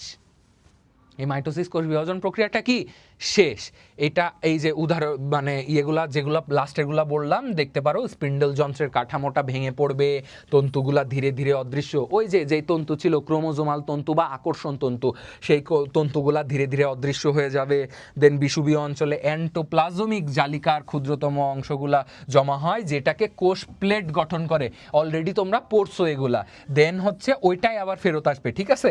দেন সাইটোপ্লাজমিক অঙ্গাণুসমূহের সমবন্টন ঘটবে, দুইটি অপত্য কোষের সৃষ্টি হবে। এখানে মাত্র 11টা পয়েন্ট এবং খুবই ইজি পয়েন্ট। তো এই জিনিসগুলা তুমি যদি মানে একটু বারবার প্র্যাকটিস করো না, তোমার জন্য একদম একতুরির ব্যাপার হয়ে যাবে এগুলা, ঠিক আছে, টেলোফেজেরটা। এখন আসো গুরুত্বের কথা যদি বলি, মাইটোসিসের নিয়ন্ত্রিত বিভাজন তো খুব গুরুত্বপূর্ণ, যে এইটা হইলে মাদার সেল থেকে ডটার সেল হবে, হাত কেটে গেলে সেই হাত কাটার জায়গাটা পূরণ হয়ে যাবে, সব ভালো। কিন্তু সব জিনিসের কি শুধু ভালো দিকই আছে? Every coin has to sides, মানে প্রত্যেকটা মুদ্রারই এপিঠ এবং ওপিঠ থাকে। সেমভাবে মাইটোসিস কোষ বিভাজনও সবসময় যে ভালো তা না, এখানে কিছু খারাপ জিনিসও আছে। মাইটোসিস কোষ বিভাজন যদি অনিয়ন্ত্রিত হয়ে পড়ে, তাহলে সেটা ক্যান্সারের সেল জন্ম দেয়, কারণ সেটা অনিয়ন্ত্রিতভাবে বাড়তে থাকে, ঠিক আছে। আর excess of anything is bad, that's why এইখানে অনিয়ন্ত্রিত হারে যখন বাড়তে থাকে, ওইটা টিউমার সৃষ্টি করে, ক্যান্সার সেল সৃষ্টি করে, যেটা মানুষ দেহে একটা খুবই ক্ষতিকর জিনিস। এই কারণে দেখবা মানুষের যে ক্যান্সার সৃষ্টি হয়, এটা মাইটোসিসের অনিয়ন্ত্রিত বিভাজনগুলোর কারণেই তৈরি হয়। এখন দেখো, মাইটোসিসের অনিয়ন্ত্রিত বিভাজন না, মানে এই কোষ বিভাজনের অনিয়ন্ত্রিত বিভাজনের কারণে এগুলা তৈরি হয়। তাহলে দেখো মাইটোসিসের গুরুত্ব কেন। দৈহিক বৃদ্ধির জন্য এটা খুবই প্রয়োজন। এই যে আমাকে যতটুকু তোমার লম্বা লাগতেছে, লম্বা আলহামদুলিল্লাহ আল্লাহ আমারে বানাইছে, এই যে দৈহিক বৃদ্ধিটা আসলে এরা নিয়ন্ত্রণ করে, এই মাইটোসিসটা নিয়ন্ত্রণ করে। আশা করি বুঝেছো। এই যে পূর্ণাঙ্গ জীবের দেহ গঠন হইলো, এই যে বড় হইলো, ঠিক আছে, এটা জেনেটিক অনেক কিছু আছে, জেনেটিকের চ্যাপ্টারে গেলে তোমাদেরকে বুঝাবো সবগুলা। কিন্তু তারপরেও এই মাইটোসিস কোষ বিভাজনের কারণেই কি হয়, যে জীবের দৈহিক বৃদ্ধি হয়। তোমার বাহুটা ফুলে গেল, তোমার পেটটা ফুলে গেল, বড় হইলা, আস্তে আস্তে ছিলা এতটুকু, আস্তে আস্তে বড় হয়ে গেলা। এই যে দৈহিক বৃদ্ধিটা ঘটে আসলে এই মাইটোসিস কোষ বিভাজনের কারণে। এবং বংশগতির স্থিতিশীলতাটা কোথায় কাজে লাগে? এই মাইটোসিসের কোষ বিভাজনের কারণে কাজে লাগে। গেট লাগাও। মাইটোসিসের বংশগতির স্থিতিশীলতা, আবার যদি বলি যে বংশগতির স্থিতিশীলতা কি হয়, এই প্রক্রিয়ায় উৎপন্ন অপত্য কোষে ক্রোমোজোম সংখ্যা এবং গুণাগুণ হুবহু মাতৃকোষের মতো সেম থাকে। আগেই বলছি মাদার সেল আর ডটার সেল হুবহু একরকম থাকে, এই কারণে এদের কি বংশগতির স্থিতিশীলতা, মানে একটা থেকে আরেকটায় ড্রাস্টিক্যালি চেঞ্জ হয় না, ঠিক আছে, বোঝা গেছে। এই কারণে এটা গুরুত্বপূর্ণ। কোষের ভারসাম্য রক্ষার জন্য এটা গুরুত্বপূর্ণ। নিউক্লিয়াস ও সাইটোপ্লাজমের আয়তন ও পরিমাণের জন্য সঠিক ভারসাম্য বজায় থাকে এই মাইটোসিস কোষ বিভাজনের জন্য। ঠিক আছে, বুঝছো আশা করি। এবং লাস্টে কি ক্ষতস্থান পূরণ, যেটা আগেও বললাম যে তোমার হাত কেটে গেছে, তুমি কিন্তু কখনো প্রশ্ন করো না এই হাতের কোষটা আবার কিভাবে জোড়া লাগলো, এটা এই মাইটোসিস কোষ বিভাজনের কারণেই জোড়া লেগেছে। ঠিক আছে, যেহেতু এই যে ক্ষতস্থান পূরণ ও প্রতিস্থাপন তার ব্যাখ্যাটাও এখানে দেয়া আছে। মাইটোসিসের গুরুত্ব তুমি তোমার বই খুললে দেখবা বিশাল বিশাল বর্ণনা, সেখান থেকে আমি তোমাকে মেন গুরুত্বপূর্ণ জিনিসগুলা পয়েন্ট করে দিছি। এই পিডিএফটা তুমি যদি ভালো করে পড়ো, এই পিডিএফটা পড়লেই এই চ্যাপ্টার থেকে জিরো ডাউট থাকবে তোমার, জিরো ডাউট। যেদিন তোমাদের সাথে লাইভে আমি ডাউট সলভিংয়ে যাব, তোমরাই ওই দিন বলবা যে আমার কোনো সমস্যা নাই। ঠিক আছে, এইটা খুব মনোযোগ দিয়ে পড়বা। ঠিক আছে, ক্ষতস্থান পূরণ। এখন যেটা বললাম যে এই যে অযৌন জননের ক্ষেত্রে ঘটে নিম্ন শ্রেণীর জীবে এবং নিয়ন্ত্রিত বিভাজন, এইটা খুব গুরুত্বপূর্ণ। কারণ আগেই বলেছি access of anything is bad. এখন যদি এক্সেস হয়ে যায়, মাইটোসিসও যদি এক্সেস করে মানুষের মতো, তাহলে কি হবে? টিউমার সৃষ্টি হবে, ক্যান্সার সেল সৃষ্টি হবে। ওই দুইটাই এখানে লেখা আছে, তার বর্ণনাটাও তুমি দেখতে পারবা। কোষ বিভাজনের এই নিয়ন্ত্রণ নষ্ট হয়ে যায় কেন?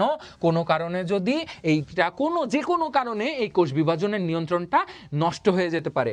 যদি নষ্ট হয়ে যায়, অতি দ্রুত হারে বিভাজিত হতে থাকে, দপ দপ দপ দপ দপ দপ দপ, অতি দ্রুত হারে বিভাজিত হতে থাকে। যেহেতু অতি দ্রুত হারে বিভাজিত হয়, সেখানে একটা মাংসপিণ্ড, যে কোনো কিছু দেখবা তোমার হচ্ছে লাইপোমা নামে একটা জিনিস আছে বায়োলজিতে, লাইপোমা, আমার শরীরেও আছে লাইপোমা।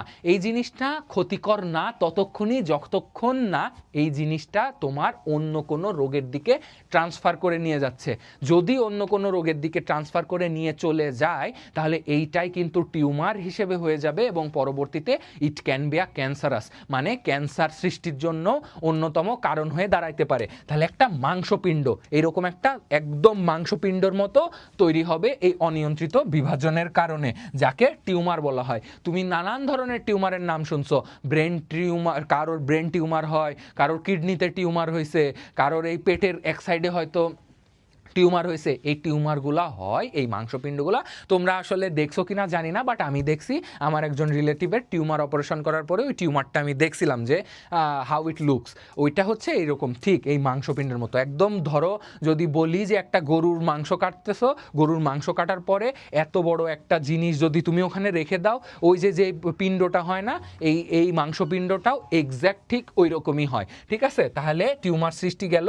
ক্যান্সার, টিউমার যখন ক্ষতিকর বা মারাত্মক রূপ ধারণ করে, যেটাকে তুমি হয়তো শুনেছো ম্যালিগনেন্ট শব্দটা তোমার সাথে হয়তো পরিচিত। তাহলে ম্যালিগনেন্ট কখন হয়? টিউমার যখন ক্ষতিকর বা মারাত্মক রূপ ধারণ করে, তখন সেটা ম্যালিগনেন্ট হয়। ম্যালিগনেন্টকে আমরা ক্যান্সার সৃষ্টির মূল কারণ অনিয়ন্ত্রিত মাইটোসিসই বলি। ম্যালিগনেন্টকে আমরা অবস্থাকেই আমরা ক্যান্সার বলি। ম্যালিগনেন্ট মানে এটা এত ভয়ানক যে এটা নিয়ন্ত্রণ করা ইম্পসিবল হয়ে যাচ্ছে। যেই কারণে দেখবা যে কেমোথেরাপি দেওয়ার পরেও মানুষ অসুস্থ থাকে। এবং আমার দেখা ম্যাক্সিমাম মানুষ এখন অনেক উন্নত হয়েছে, বাট আগে কিমোথেরাপি দিলেও, ধরো মোটামুটি 10 বছর আগে কিমোথেরাপি দিলেও কি হইতো বলো তো? মানুষ মৃত্যুবরণই করতো। এখন আসো পরেরটায় যদি যাই, এটা হচ্ছে পুরা যে মাইটোসিস প্রক্রিয়াটা আমি তোমাদেরকে ব্যাখ্যা করলাম, সেই জিনিসটাই এখানে দেয়া আছে। দেখো ইন্টারফেজে ওই যে বলছিলাম যে কোষ বিভাজন তৈরি শুরু হওয়ার আগে যে প্রক্রিয়াটা, সেটা হচ্ছে ইন্টারফেজ দশা। সেই ইন্টারফেজ দশা দেন তারপরে শুরু হয় প্রোফেজ দশা, আমরা অলরেডি পড়েছি। প্রোফেজ থেকে মেটাফেজে চলে আসছে, এখানে প্রোমেটাফেজটা নাই। মেটাফেজ এবং প্রোমেটাফেজ মিলে মেটাফেজ হয়েছে, যে এই যে বিষুবীয় অঞ্চল তৈরি হওয়া, মাঝখানে চলে আসা, এই ক্রোমোজোমগুলার মাঝখানে চলে আসা, রশ্মি, ক্রোমোজোমাল তন্তু, মাকু আকৃতির তৈরি করা, এগুলা মেটাফেজ। দেন কি হচ্ছে? অ্যানাফেজ। অ্যানাফেজে হচ্ছে মেরুকরণ শুরু হয়, VLJI, metacentric, submetacentric, acrocentric, telocentric, মেরুকরণ তৈরি হয়ে দেন টেলোফেজে যে একটা দুটি অপত্য নিউক্লিয়াসের সৃষ্টি হয়। দুটি অপত্য নিউক্লিয়াসের সৃষ্টি হয়ে এই যে দেখো লাস্টে চলে আসলো। এটাই হচ্ছে আমরা এতক্ষণ ধরে পড়লাম, এই পুরা প্রক্রিয়াটা। ঠিক আছে, এই প্রক্রিয়াটা এতক্ষণ ধরে পড়লাম। আচ্ছা, এবার দেখো মিওসিস প্রক্রিয়াটা আসছে। মিওসিস প্রক্রিয়াটা কি? মিওসিস প্রক্রিয়া হচ্ছে 2 ধাপে তোমার হচ্ছে ইয়ে হয়, 2 ধাপে হয়। একটা হচ্ছে, প্রথমটা হচ্ছে হ্রাসমূলক বিভাজন, মাইটোসিস হচ্ছে সমীকরণিক বিভাজন। কেন? কারণ যেটা মাদার ছিল আর যেটা ডটার ছিল সেটা হুবহু একবার একবার করে বিভাজিত হয়ে এটা থেকে ওটা তৈরি হয়েছে, দ্যাটস ওয়াই সমীকরণিক বিভাজনও মাইটোসিসকে বলা হয়। আর মিওসিসকে বলা হয় হ্রাসমূলক বিভাজন। কেন? এবং এই হ্রাসমূলকের চরম গুরুত্বপূর্ণ এই হ্রাসমূলক হওয়াটা, না হলে কিন্তু খুবই একটা জিনিস মানে হয়তো, এটা আমরা বলবো কি হয়তো। মিওসিসের জন্য দেখো প্রথম যে বিভাজনটা ঘটে সেটা হচ্ছে হ্রাসমূলক বিভাজন, এবং দ্বিতীয় বিভাজনটা হয় সমবিভাজন। এখানে আসলে কি হয়, নিউক্লিয়াসটা 2 বার বিভাজিত হয়। নিউক্লিয়াসটা কি হয়, 2 বার বিভাজিত হয়, কিন্তু ক্রোমোজোম বিভাজিত হয় কয়বার? একবার। এই যে অর্ধেক হয়ে গেল না, ক্রোমোজোমটা যে অর্ধেক হয়ে গেল, এতে কি হয় বলো তো, জীবের যে বংশগতি এটা খুব ভালো মতো রক্ষা হয়। ঠিক আছে, বংশগতির রক্ষা হয়। কারণ কি, মিওসিস আমরা আগেই জানি, মিওসিস তৈরি কোথায় ইউজ হয়? মিওসিস তৈরি হয় যৌন জননে। মিওসিস কোথায় ইউজ হয়? যৌন জননে। মানে আমার তোমার মতো মানুষ এই মিওসিসের মাধ্যমে যে জাইগোট তৈরি হয়, ওই জাইগোটের প্রক্রিয়ার মাধ্যমেই আমরা পৃথিবীতে আসছি। তাহলে এই যে দেখো, জনন মাতৃকোষ 2n, সেখান থেকে নিউক্লিয়াস গেল, এই যে একটা নিউক্লিয়াস, এইখানে নিউক্লিয়াস 2 বার বিভাজিত হবে। ঠিক আছে, এবং ক্রোমোজোম হবে একবার, এবং এখান থেকে আরো 2টি অপত্য। এখন দেখো, একটা থেকে 2টা পাইতা মাইটোসিসে, আর এখানে একটা থেকে পাচ্ছ কয়টা? 1 2 3 4, 4টা অপত্য কোষ সৃষ্টি। তার মানে মিওসিসে কয়টা অপত্য কোষ সৃষ্টি হয়? 4টা। মাইটোসিস তুমি যদি বুঝে থাকো, মিওসিসও ইজি। চলো একটু 3D দেখি যে মিওসিসটা কিভাবে ইজি। মিওসিসটা যদি একটু তোমাদেরকে দেখাই, মিওসিস দেখলে তোমরা হচ্ছে বুঝবা ভালো মতন। ঠিক আছে, মিওসিসটা দেখলে তোমরা ভালো মতন বুঝবা যে মিওসিস কি। মিওসিসেরও কিন্তু অ্যানাফেজ ধাপ, তারপর প্রোফেজ ধাপ, এগুলো আছে। সেগুলা তোমাদের জন্য এখনই গুরুত্বপূর্ণ না। এখন হচ্ছে তুমি যদি দেখো, এই যে মিওসিস দেখো, 4টা অপত্য কোষ, একটা থেকে 4টা চলে আসলো। এই যে এখান থেকে আবার মায়ের থেকে, এটা বাবার থেকে, এটা মায়ের থেকে আসছে। এটা একটা জাইগোট তৈরির একটা জেনারেল প্রক্রিয়া দেখাচ্ছে। ঠিক আছে, এখান থেকে দেখা যাক কি হয়।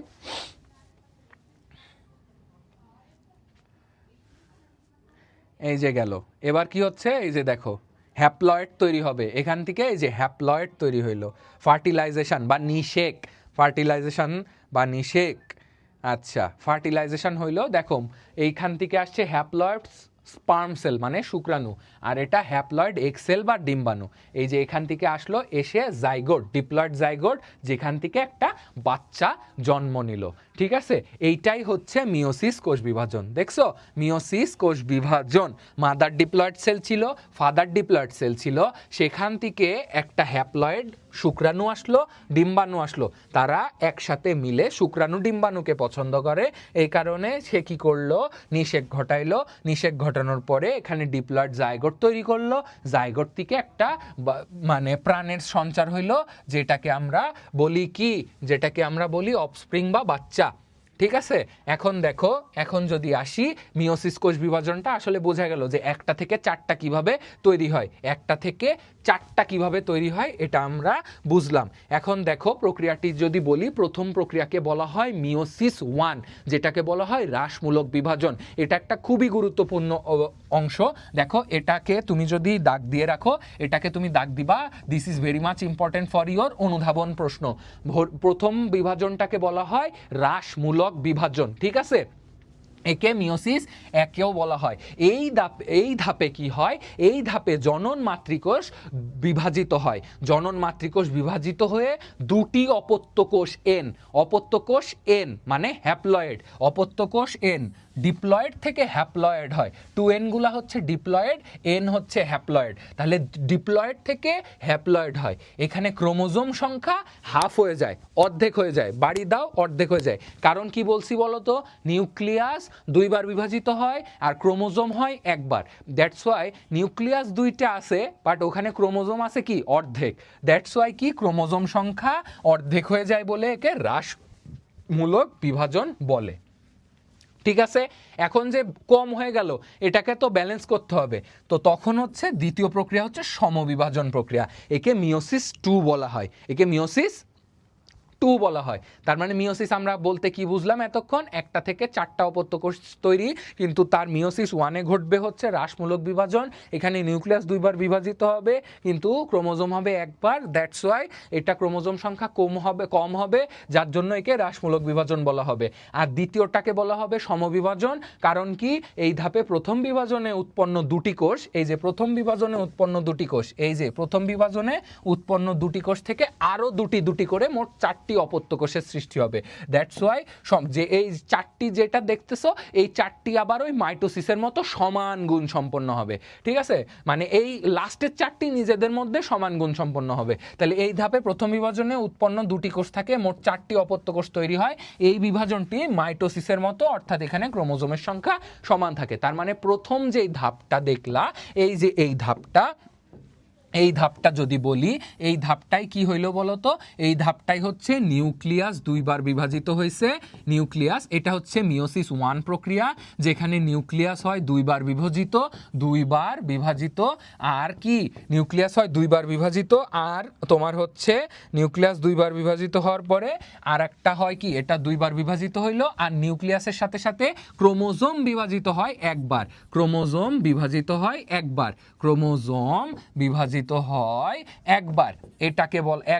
এটাকে বলা হয়, এই ধাপটাকে বলা হয় মিওসিস 1 বা হ্রাসমূলক বিভাজন। আর এই যে পরের যে ধাপটা দেখতেছো, এটা যদি একটু সরায় দিই, এই পরের ধাপটা যে দেখতেছো এখানে কি করলো, এটাকে বলা হয় সমবিভাজন।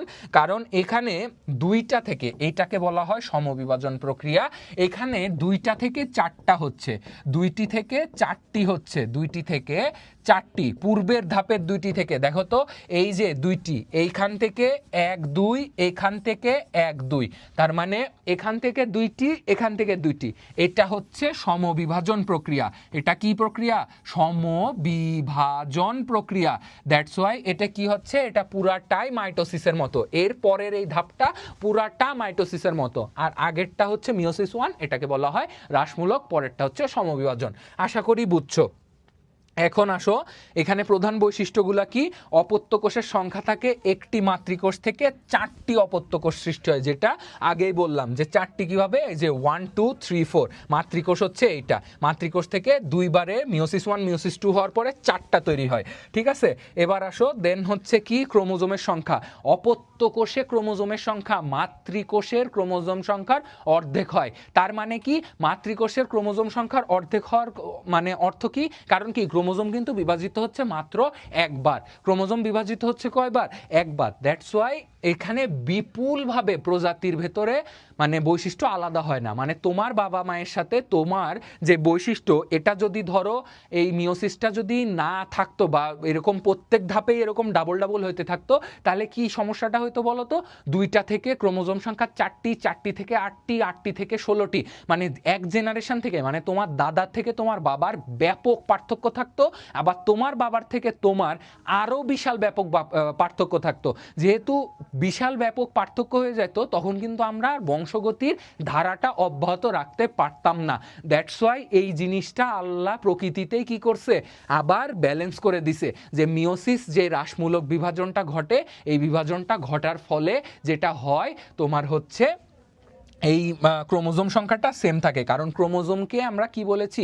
Master blueprint of human nature, ঠিক আছে? মাস্টার ব্লুপ্রিন্ট, এর ভেতরে সব কিছু থাকে। তোমার চোখের কালার কেমন হবে, তোমার চুলের কালার কেমন হবে, তোমার চুল কতটুকু থাকবে, তোমার নখ কেমন হবে, তোমার হাত পা যাবতীয় সব কিছু কেমন হবে, এটা এই ক্রোমোজোমের মধ্যে থাকে। দ্যাটস ওয়াই এই ক্রোমোজোমটা এখানে হাফ হয়ে যাওয়ায় আলহামদুলিল্লাহ আমাদের বাবাদের সাথে আমাদের মিল আছে। আবার আমাদের যে সন্তানগুলো হবে, সেই সন্তানগুলোরও আমাদের সাথে মিল থাকবে, এবং ডিএনএ আরএনএ পরীক্ষাও কিন্তু তখন ভ্যালিড হবে। কিন্তু যদি এরকম 2 থেকে 8, 8 থেকে 16, 2 থেকে 4, 4 থেকে 8, 8 থেকে 16, 16 থেকে 32 এরকম হইতো, তখন কিন্তু আর এই ডিএনএ পরীক্ষা কাজ লাগতো না। কে যে কার বাপ, কে যে কার ছেলে, কে যে কার সন্তান, এটা আমরা কেউই বুঝতে পারতাম না। তাহলে ঘটনাস্থল সাধারণত জীবের জনন মাতৃকোষে এই বিভাজনটা ঘটে থাকে। এবার আসো জাইগোট তৈরি প্রক্রিয়া। এটা হচ্ছে আর একটা গুরুত্বপূর্ণ বা ঘ, জাইগোট তৈরির প্রক্রিয়া কিভাবে। এখানে যেটা হয়, তুমি দেখো মাতৃডিপ্লয়েড থেকে আসে ডিম্বাণু, মাতৃডিপ্লয়েড থেকে কি আসে? ডিম্বাণু। জনন মাতৃকোষ থেকে এই প্রক্রিয়াটা তৈরি হবে, জনন মাতৃকোষ থেকে এই প্রক্রিয়াটা যখন তৈরি হবে তখন কি হবে বলো তো? ডিম্বাণু। স্ত্রী জনন মাতৃকোষটা বিভাজিত হবে। একটু আগে ওই ভিডিওতে দেখলে না, স্ত্রী জনন মাতৃকোষ থেকে কি হলো? বিভাজিত হইলো। বিভাজিত হয়ে এই ডিম্বাণুটা আসলো এবং পুং জনন মাতৃকোষ থেকে এটা কিন্তু এইটা আমি আগেও বলছি, এই জিনিসটা এইগুলারে কি বলে বাবা? এগুলাকে বলে ডিপ্লয়েড। এগুলাকে কি বলে? ডিপ্লয়েড। এগুলাকে বলে ডিপ্লয়েড। আর সিঙ্গেলগুলাকে বলা হয় হ্যাপ্লয়েড। সিঙ্গেলগুলাকে কি বলা হয়? হ্যাপ্লয়েড। তাহলে ডিপ্লয়েড এবং হ্যাপ্লয়েডের মধ্যে পার্থক্য ক্লিয়ার হলো যে কোনগুলা ডিপ্লয়েড কোনগুলা হ্যাপ্লয়েড? আশা করি বুঝছো।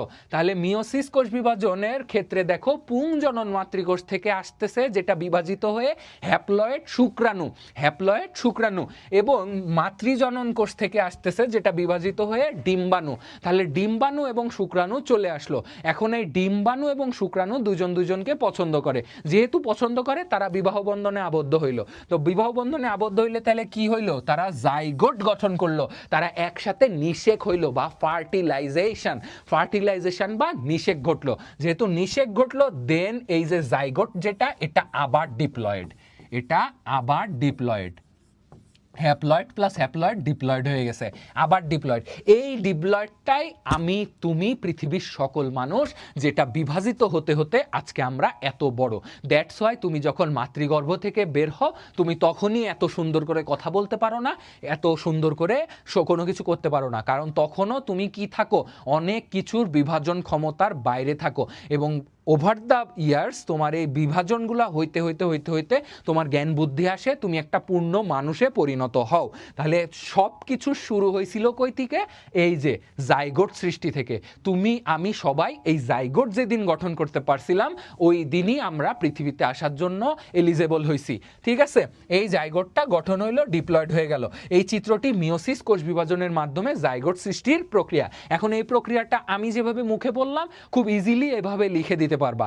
এবং তোমাদের সুবিধার জন্য আমি কি করেছি দেখো, এখানে তোমাদেরকে এই পুরা প্রক্রিয়াটা সাজাই দিছি যে ডিপ্লয়েড জীবের জননাঙ্গে অবস্থিত জনন মাতৃকোষ থেকে এই প্রক্রিয়াটি তৈরি হয়। ঠিক আছে, এখানে প্রতিটি কোষে ক্রোমোজোম সংখ্যা দ্বিগুণ থাকে। প্রতিটি কোষে ওই যে ফার্স্ট স্টেজে যখন প্রতিটি কোষে ক্রোমোজোম সংখ্যা দ্বিগুণ থাকে।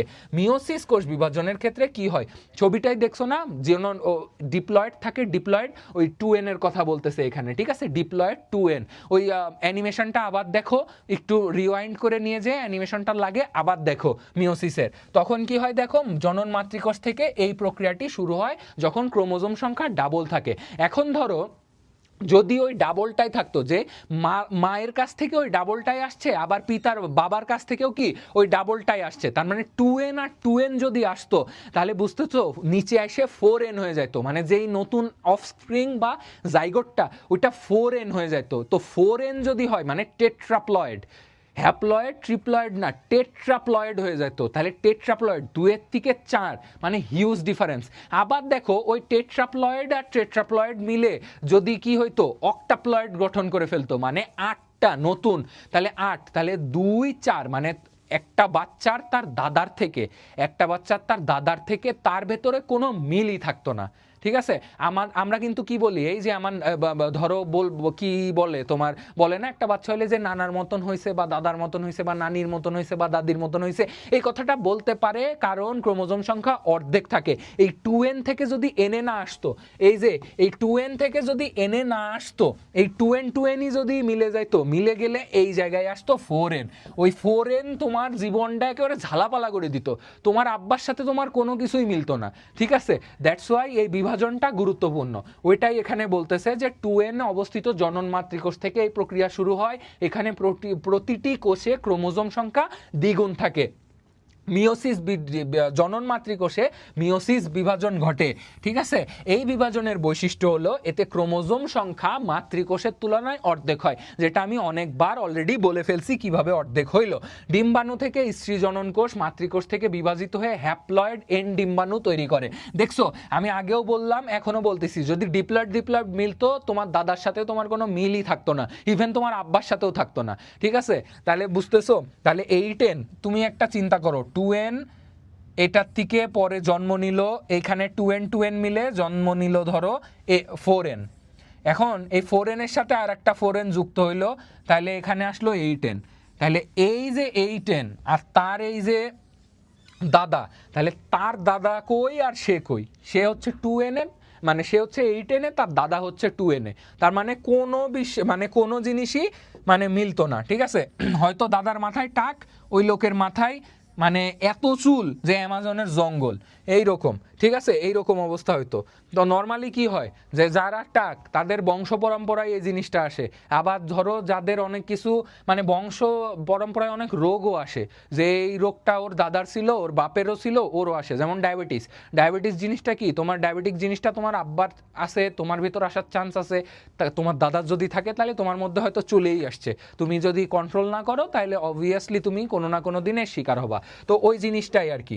তো স্পার্মের ক্ষেত্রেও কি হয়, পুংজনন মাতৃকোষ থেকে বিভাজিত হয়ে হ্যাপ্লয়েড এন শুক্রাণু তৈরি করে। তাহলে এন হয়ে গেল, এখন এন মিলবে, এন মিলে এটা হয়ে যাবে 2n, ঠিক আছে? 2n এর সাথে আবার যদি আরেকজন মিলে তখন আবার এন হয়ে সেও গঠন করবে কি 2n। যেহেতু 2n থাকবে তখন ওই লাস্টের 2n আর ফার্স্টের 2n এর ভেতরে কোনো খুব একটা বিশাল পার্থক্য থাকবে না, বুঝছো? এই কারণে এটা গুরুত্বপূর্ণ।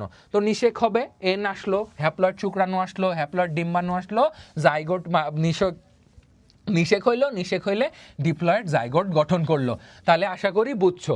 এখন এই যে মিওসিসের এইটা ছিল পুরাটা মিওসিসের গুরুত্ব, ঠিক আছে? সরি, মিওসিস কোষ বিভাজন। এখান থেকে তুমি যদি দেখো এই পর্যন্ত ছিল হচ্ছে টাইগোট তৈরি করলাম, এই পর্যন্ত ছিল মিওসিসের মানে সেল ডিভিশনটা কেমন হয়। এখন আসো মিওসিসের গুরুত্বটা তোমাদেরকে একটু ছোট করে বুঝাই দিই।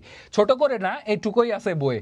তুমি দেখবা জেনোপাস একটা ব্যাঙ, ওই ব্যাঙের এই প্রজাতি আমরা কিন্তু যেটা করি এই মিওসিসের কন্ট্রোল করে, মিওসিসকে কন্ট্রোলড ওয়েদারে মিওসিসটাকে কন্ট্রোল করার মাধ্যমে আমরা নতুন নতুন প্রজাতি সৃষ্টি করি। বিভিন্ন জীবের নতুন নতুন প্রজাতি এই মিওসিসের কন্ট্রোলড এনভায়রনমেন্টের কারণেই কিন্তু তৈরি হয়। কি হয়? কন্ট্রোলড এনভায়রনমেন্টের কারণে, মিওসিসের কন্ট্রোলড ভাবে করার কারণে নতুন নতুন প্রজাতি তৈরি হয়। তোমাদের বইয়ে একটা জেনোপাস হচ্ছে ব্যাঙের প্রজাতির কথা দেয়া আছে, ওটা অবজেক্টিভের জন্য খুব গুরুত্বপূর্ণ, ওটা পড়বা। এটা কিন্তু ওই হচ্ছে কন্ট্রোলড মিওসিসের মাধ্যমেই হয়েছে, যে এটাকে রাখতেছি, এটা নতুন একটা প্রজাতি বাইর করব, ওই যে হাইব্রিড বলে না, ওই রকম অনেকটা, যে এটা রাখতেছি, রাখার পরে হাইব্রিডে আমরা কি করি, এর থেকে একটু নিই, ওর থেকে একটু নিই, নিয়ে একটা নতুন জিনিস বানাই। ঠিক ওই রকম জেনোপাসের জন্য যেটা হয়েছিল, ধরো যেটা মানে কন্ট্রোল দিয়ে করে আর এক প্রজাতি বানায় ফেলছে, ঠিক আছে? আর এক প্রজাতি তৈরি করে ফেলছে। কারণ ওই যে বললাম 2n এর সাথে 2n যদি করতা তাহলে 4n এর সাথে 4n করলে 8n এর সাথে 8n 16n, এইভাবে কিন্তু চেঞ্জ হয়ে যায়। তো এইভাবে কিন্তু চাইলে কন্ট্রোল করে আমরা নতুন প্রজাতি তৈরি করতে পারি। তো গুরুত্বটা কোথায় দেখো, ক্রোমোজোমের সংখ্যা ধ্রুব রাখা। যদি ক্রোমোজোম সমান না হইতো তাহলে প্রতি প্রজন্মে দ্বিগুণ হয়ে যেত। মিওসিস ক্রোমোজোম সংখ্যা অর্ধেক করে। প্রজাতির এই সংখ্যাটি বংশ পরম্পরায় একই থাকে। ওই যে বারবার বিভাজিত করে, 2n হয়েছে, ওই 2n এর সাথে আর এক 2n আসছে, এখন এই 2n থেকে n হচ্ছে, এই 2n থেকে n হচ্ছে, n মিলতেছে 2n, এটা আবার নতুন বাচ্চা, এই বাচ্চা আবার বড় হচ্ছে, 2n হচ্ছে, এই আবার আর একটা সঙ্গী পাচ্ছে, তারও 2n আছে, সেখান থেকে এখান থেকে বিভাজিত হয়ে n আসতেছে, এখান থেকে বিভাজিত হয়ে n আসতেছে, এরা আবার মিলতেছে, মানে এই যে বাচ্চা তৈরি হলো, এই যে দেখো প্রত্যেক ধাপেই কিন্তু 2n করেই থাকতেছে। দ্যাটস ওয়াই ক্রোমোজোমের সংখ্যা ধ্রুব থাকতেছে। বংশগতির বৈশিষ্ট্য রক্ষা, মানে এই যে বলে না, একটা কথায় কথায় মানুষ বলে না যে বাপকা বেটা, ঠিক আছে, এরকম। তো ওই বংশগতির বৈশিষ্ট্য রক্ষা করতে গেলেও মিওসিসের নিয়ন্ত্রণ করা লাগে, ঠিক আছে? ক্রোমোজোম সংখ্যা সঠিক বললে প্রজাতির বৈশিষ্ট্যগুলো যুগ যুগ ধরে টিকে থাকে। এবার আসো জিনগত বৈচিত্র্য সৃষ্টি। যৌন জননকারী জীবে মিওসিসের মাধ্যমে জিনের নতুন বিন্যাস ঘটে, যা জিনগত পুনর্বিন্যাস বলা হয়। এর ফলে সন্তানের মধ্যে বাবা মায়ের চেয়ে ভিন্ন বা নতুন বৈশিষ্ট্য দেখা যায়। তার মানে তুমি যে তোমার বাবার হুবহু নকল হবা ব্যাপারটা এরকম না, বাট অনেকটাই কাছাকাছি হবা, এটুকু শিওর। এর ফলে সন্তানের মধ্যে বাবা মায়ের চেয়ে ভিন্ন বা নতুন বৈশিষ্ট্য দেখা যাবে। এই কারণে তোমার মধ্যে অনেক নতুন বৈশিষ্ট্য আছে যেটা অপর আরেকজনের মধ্যে বা তোমার পিতামাতার ভেতরে নাই। আবার তোমার যখন সন্তান জন্ম হবে সামনে ভবিষ্যতে, তো তখনও দেখবা তোমার সাথে তোমার সন্তান হুবহু মিলবে না। দ্যাটস ওয়াই এটা জিনগত বৈশিষ্ট্য সৃষ্টিতেও ভূমিকা রাখে। পরিবেশে টিকে থাকা বা অভিযোজন কেন দরকার? বৈচিত্র্য বা প্রকরণ থাকার কারণে প্রতিকূল বা পরিবর্তনশীল পরিবেশে কিছু সদস্য টিকে থাকতে পারে, বৈচিত্র্য কম থাকলে কোনো প্রজাতির বিলুপ্ত হওয়ার ঝুঁকি থাকে। মানে ধরো একটা মানুষ বা যে কোনো মানুষের বৈশিষ্ট্য যদি একই রকম থাকতো, তার মানে পুরাটারে মেরে ফেললে কিন্তু গায়া পুরা একদম শেষ, আর কোনোভাবেই এটারে আর কি বাঁচায় তোলা যাবে না। তার মানে যদি তুমি বৈচিত্র্য রাখো, ডাইভার্সিফাই রাখো, তুমি কয়টারে মারবা? একটারে মারলা, দুইটারে মারলা, তিনটারে মারলা, চারটারে মারলা, কোটি কোটি তৈরি করে রাখতেছে আল্লাহ, তো তুমি কয়জনরে মারবা? পারবা না। দ্যাটস ওয়াই বৈচিত্র্য গুরুত্বপূর্ণ, ডাইভার্সিফিকেশন আসে এই মিওসিসের মাধ্যমে। কি হয়? ডাইভার্সিফিকেশন আসে বা বৈচিত্র্যতা আসে। এখন নতুন প্রজাতির উদ্ভবের জন্য যেটা বললাম, জেনোপাস ব্যাঙের উদাহরণটা তোমরা বইয়ের থেকে দেখবা, ঠিক আছে? এই নোটটা আর বইটা পাশাপাশি রাখবা, রাখার পরে এই নোটটা পড়বা, পড়ার পরে বইটা পড়বা, দেখবা পানি ভাত হয়ে গেছে। তো জেনোপাস ব্যাঙের উদাহরণটা ক্রোমোজোম সংখ্যা পরিবর্তনের মাধ্যমে নতুন প্রজাতির সৃষ্টি হতে পারে। বিবর্তনের ধারায় মিওসিস তাই অত্যন্ত গুরুত্বপূর্ণ। মানে বিবর্তনের ধারা, বিবর্তন কি বিশাল আগে শুনছো না, মানুষ বান্দরের মতো ছিল, আস্তে আস্তে লেজ গুটে মানে লেজ ঢুকে ঢুকে ঢুকে ঢুকে ছোট হইতে হইতে হইতে হইতে হইতে হইতে এখন আমাদের কি কোনো লেজ আছে? এই যে ধারাটা, এটা আমি তোমাদের সামনে বিবর্তনে পড়াবো, তখন তোমরা দেখতে পারবা এই বিবর্তনের ধারাটাই কি হয় বলতো, এই মিওসিস কোষ বিভাজনটা ধরে রাখে, এই বিবর্তনের ধারাটা। তাহলে এই অংশটি বাবা মায়ের মতো হইলেও কিছুটা আলাদা আমরা হইতেছি এই মিওসিস কোষ বিভাজনের কারণে। তো এই ছিল মাইটোসিস আর মিওসিস পুরা টোটাল প্রক্রিয়া।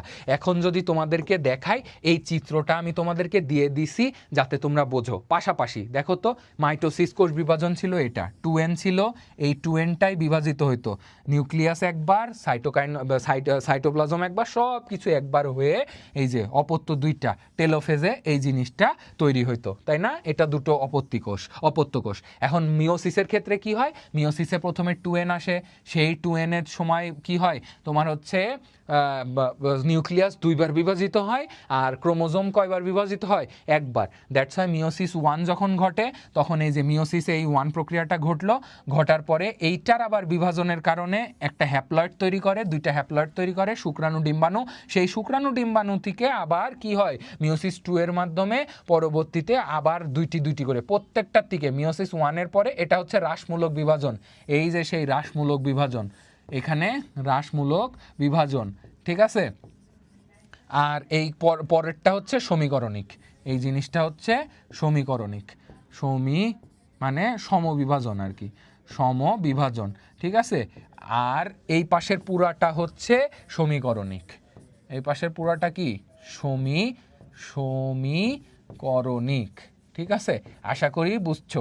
এই ছবিটা আমি তোমাদেরকে যেটা বলবো, তোমাদেরকে তো পুরো ডিটেলসেই বলছি, কিন্তু এই ছবিটা তোমাদের সৃজনশীল কোশ্চেন ধরতে সাহায্য করবে। 4টি অপত্য কোষ থাকলে মিওসিস, 2টি অপত্য কোষ থাকলে কি মাইটোসিস। এখন তোমাদের বইয়ে তো কোশ্চেনে তো আর এরকম অপত্য কোষ লিখে দেবে না, তোমাদের কোশ্চেনেই এন দিয়ে বুঝতে হবে। 2n মানে ডিপ্লয়েড, শুধু n মানে হ্যাপ্লয়েড, ঠিক আছে? এই হ্যাপ্লয়েড থেকে আবার পরে জাইগোট তৈরির মাধ্যমে কি হয়, ডিপ্লয়েডই আবার ফেরত চলে আসে। তাহলে এই মাইটোসিসের যে পার্থক্য, যেখানে ছবিটা, এই ছবিটা তোমাদের জন্য খুব গুরুত্বপূর্ণ। তোমরা যদি কোশ্চেনে শুধু আসে অন্যরকমভাবে সমস্যা নাই, কিন্তু এই ছবিটা তোমরা আঁকা শিখবা, এই 2টা ছবি তোমরা আঁকা শিখবা, ঠিক আছে? দরকার লাগে এটা প্রথমেই লিখবা খাতার মধ্যে। এখন তোমাদের পার্থক্যটা আমি একটু সহজে বুঝাইয়া দিই। পার্থক্যটা এখানে দিছি যে মাইটোসিস কোন ধরনের কোষে হয়? মাইটোসিস হয় হ্যাপ্লয়েড কোষে। হ্যাপ্লয়েড কোনগুলা? n। আর হ্যাপ্লয়েড কোষে হয় না। মিওসিস কি হয়? হ্যাপ্লয়েড কোষে হয় না, বিভাজনটা ঘটে 2n এ, তো এখানে মিওসিসটা হচ্ছে না। এখন দেখো মাইটোসিসের ক্ষেত্রে কি হয়, মাতৃকোষের নিউক্লিয়াস বিভাজিত হয়ে 2টি অপত্য কোষের সৃষ্টি হয়, যেটা টেলোফেজে আমরা দেখছি। মাতৃকোষ বিভাজিত হয়ে 4টি অপত্য কোষ মিওসিস 2-তে আমরা দেখছি, ঠিক আছে? তাহলে এই দুইটা গেল নিউক্লিয়াস ও ক্রোমোজোমের বিভাজন। নিউক্লিয়াস হয় একবার, ক্রোমোজোমও হয় কি একবার বিভাজিত। আর মিওসিসে নিউক্লিয়াস হয় 2বার, ক্রোমোজোম হয় একবার। এই গেল। ক্রোমোজোমের সংখ্যা কি হয় মাইটোসিসে মাতৃকোষের অনুরূপ, যেহেতু একবার করে হয়েছে মাতৃকোষের অনুরূপ, আর ওইটা হয় মাতৃকোষের অর্ধেক। ঠিক আছে, এটাও গেল। ক্রসিং ওভার কি হয়, যে জাইগোট দেখাইলাম না, এর থেকে এইটা দুইটা মিলন ঘটলো, মিলন ঘটে দেন একটা জাইগোট তৈরি হইলো, ওই যেই ধাপটা ওইটা হচ্ছে ক্রসিং ওভার। ওইটা তোমার জেনেটিক্স চ্যাপ্টারে তোমাদেরকে পড়াবো। ওই ক্রসিং ওভার কি মাইটোসিসে ঘটছিল না, কিন্তু মিওসিসে কিন্তু বিপুলভাবে ঘটে। এই যে ঘটে, দেখছো, ঘটে। এখন দেখো বিবর্তন, যেটা বললাম প্রজাতির বংশগতির বৈশিষ্ট্য রক্ষায় মাইটোসিসের কি কোনো ভূমিকা আছে? আমাদের হাতটাতে এগুলা কেটে গেলে পূরণ করায় মাইটোসিস আছে, কিন্তু আমার আব্বা কেমন ছিল, আমি কেমন, আমার পোলা কেমন হবে, এই যে তিনটা ধাপ, এই তিনটা ধাপ কিন্তু মিওসিসই কন্ট্রোল করে। তাহলে এই বিপুল ভূমিকা বিবর্তনে রাখে। আর গুণাগুণের জন্য যদি বলি, লাস্টলি অপত্য কোষের গুণাগুণ মাইটোসিসের মাতৃকোষের ক্রোমোজোম সংখ্যা সমগুণ, মানে সেম হুবহু থাকে, আর অপত্য কোষের ক্রোমোজোম মাতৃকোষের ক্রোমোজোম হতে ভিন্ন গুণ সম্পন্ন হয়, যার জন্য আমাদের পিতামাতার সন্তান হয়েও আমাদের কিছু বৈশিষ্ট্য আলাদা থাকে আমাদের পিতামাতার থেকে। ঠিক আছে, তাহলে এইটা পারা গেল। তোমাদেরকে মাইটোসিস মিওসিসের পার্থক্য আসতে পারে সৃজনশীলে, তার জন্য এই বক্সটা পড়লেই এনাফ, যেটা দিয়ে দিলে পারো। এবং লাস্টলি আমি যদি বলি, এইটা হচ্ছে পুরাটা যদি একটা চার্টের মধ্যে আনি, তাহলে এই পাশের পুরাটা মাইটোসিস, দেখো প্রোফেজ, মেটাফেজ, অ্যানাফেজ, টেলোফেজ, এই যে সেই সাইটোকাইনোসিসের কথা বললাম না, এই সাইটোকাইনোসিসটা তুমি বড় হইলে দেখতে পারবা 11-12-এ। তারপরে দেখো মিওসিসের জন্য এই যে আলাদাভাবে prophase 1, metaphase 1, anaphase 1, telophase 1, cytokinesis 1, সেটা আবার ঘুরে কোথায় চলে যাচ্ছে, মিওসিস 2-তে। যে মিওসিস 1 ছিল হ্রাসমূলক বিভাজন, মিওসিস 2 হচ্ছে সমীকরণিক বিভাজন। সেই সমীকরণিক বিভাজনের ধাপগুলাও এখানে দেয়া আছে, পরবর্তীতে যায় এই দেখো চারটা মাদার সেল তৈরি হইলো, চারটা ডটার সেল তৈরি হলো, চারটা অপত্য কোষ। ঠিক আছে, এইটাই হচ্ছে মিওসিসের টোটাল প্রক্রিয়া। ঠিক আছে, তুমি আশা করি তোমরা হচ্ছে পুরা অধ্যায়টা খুব সুন্দরভাবে এই ভিডিওটা বারবার দেখবা। আমি হচ্ছে তোমাদের লাইভ ক্লাসে এসে সৃজনশীল কিভাবে লিখতে হবে, সৃজনশীল কোনগুলা আসবে, সৃজনশীল থেকে তোমরা কিভাবে অ্যান্সার করবা এই চ্যাপ্টার থেকে, সেগুলা আমি তোমাদেরকে লাইভে কি সলভ করে দিব। ঠিক আছে, কিভাবে করতে হয় সেই সাজেশনগুলোও দিব, এবং এই পিডিএফগুলোও তোমরা পেয়ে যাবা খুব স্বাভাবিকভাবে।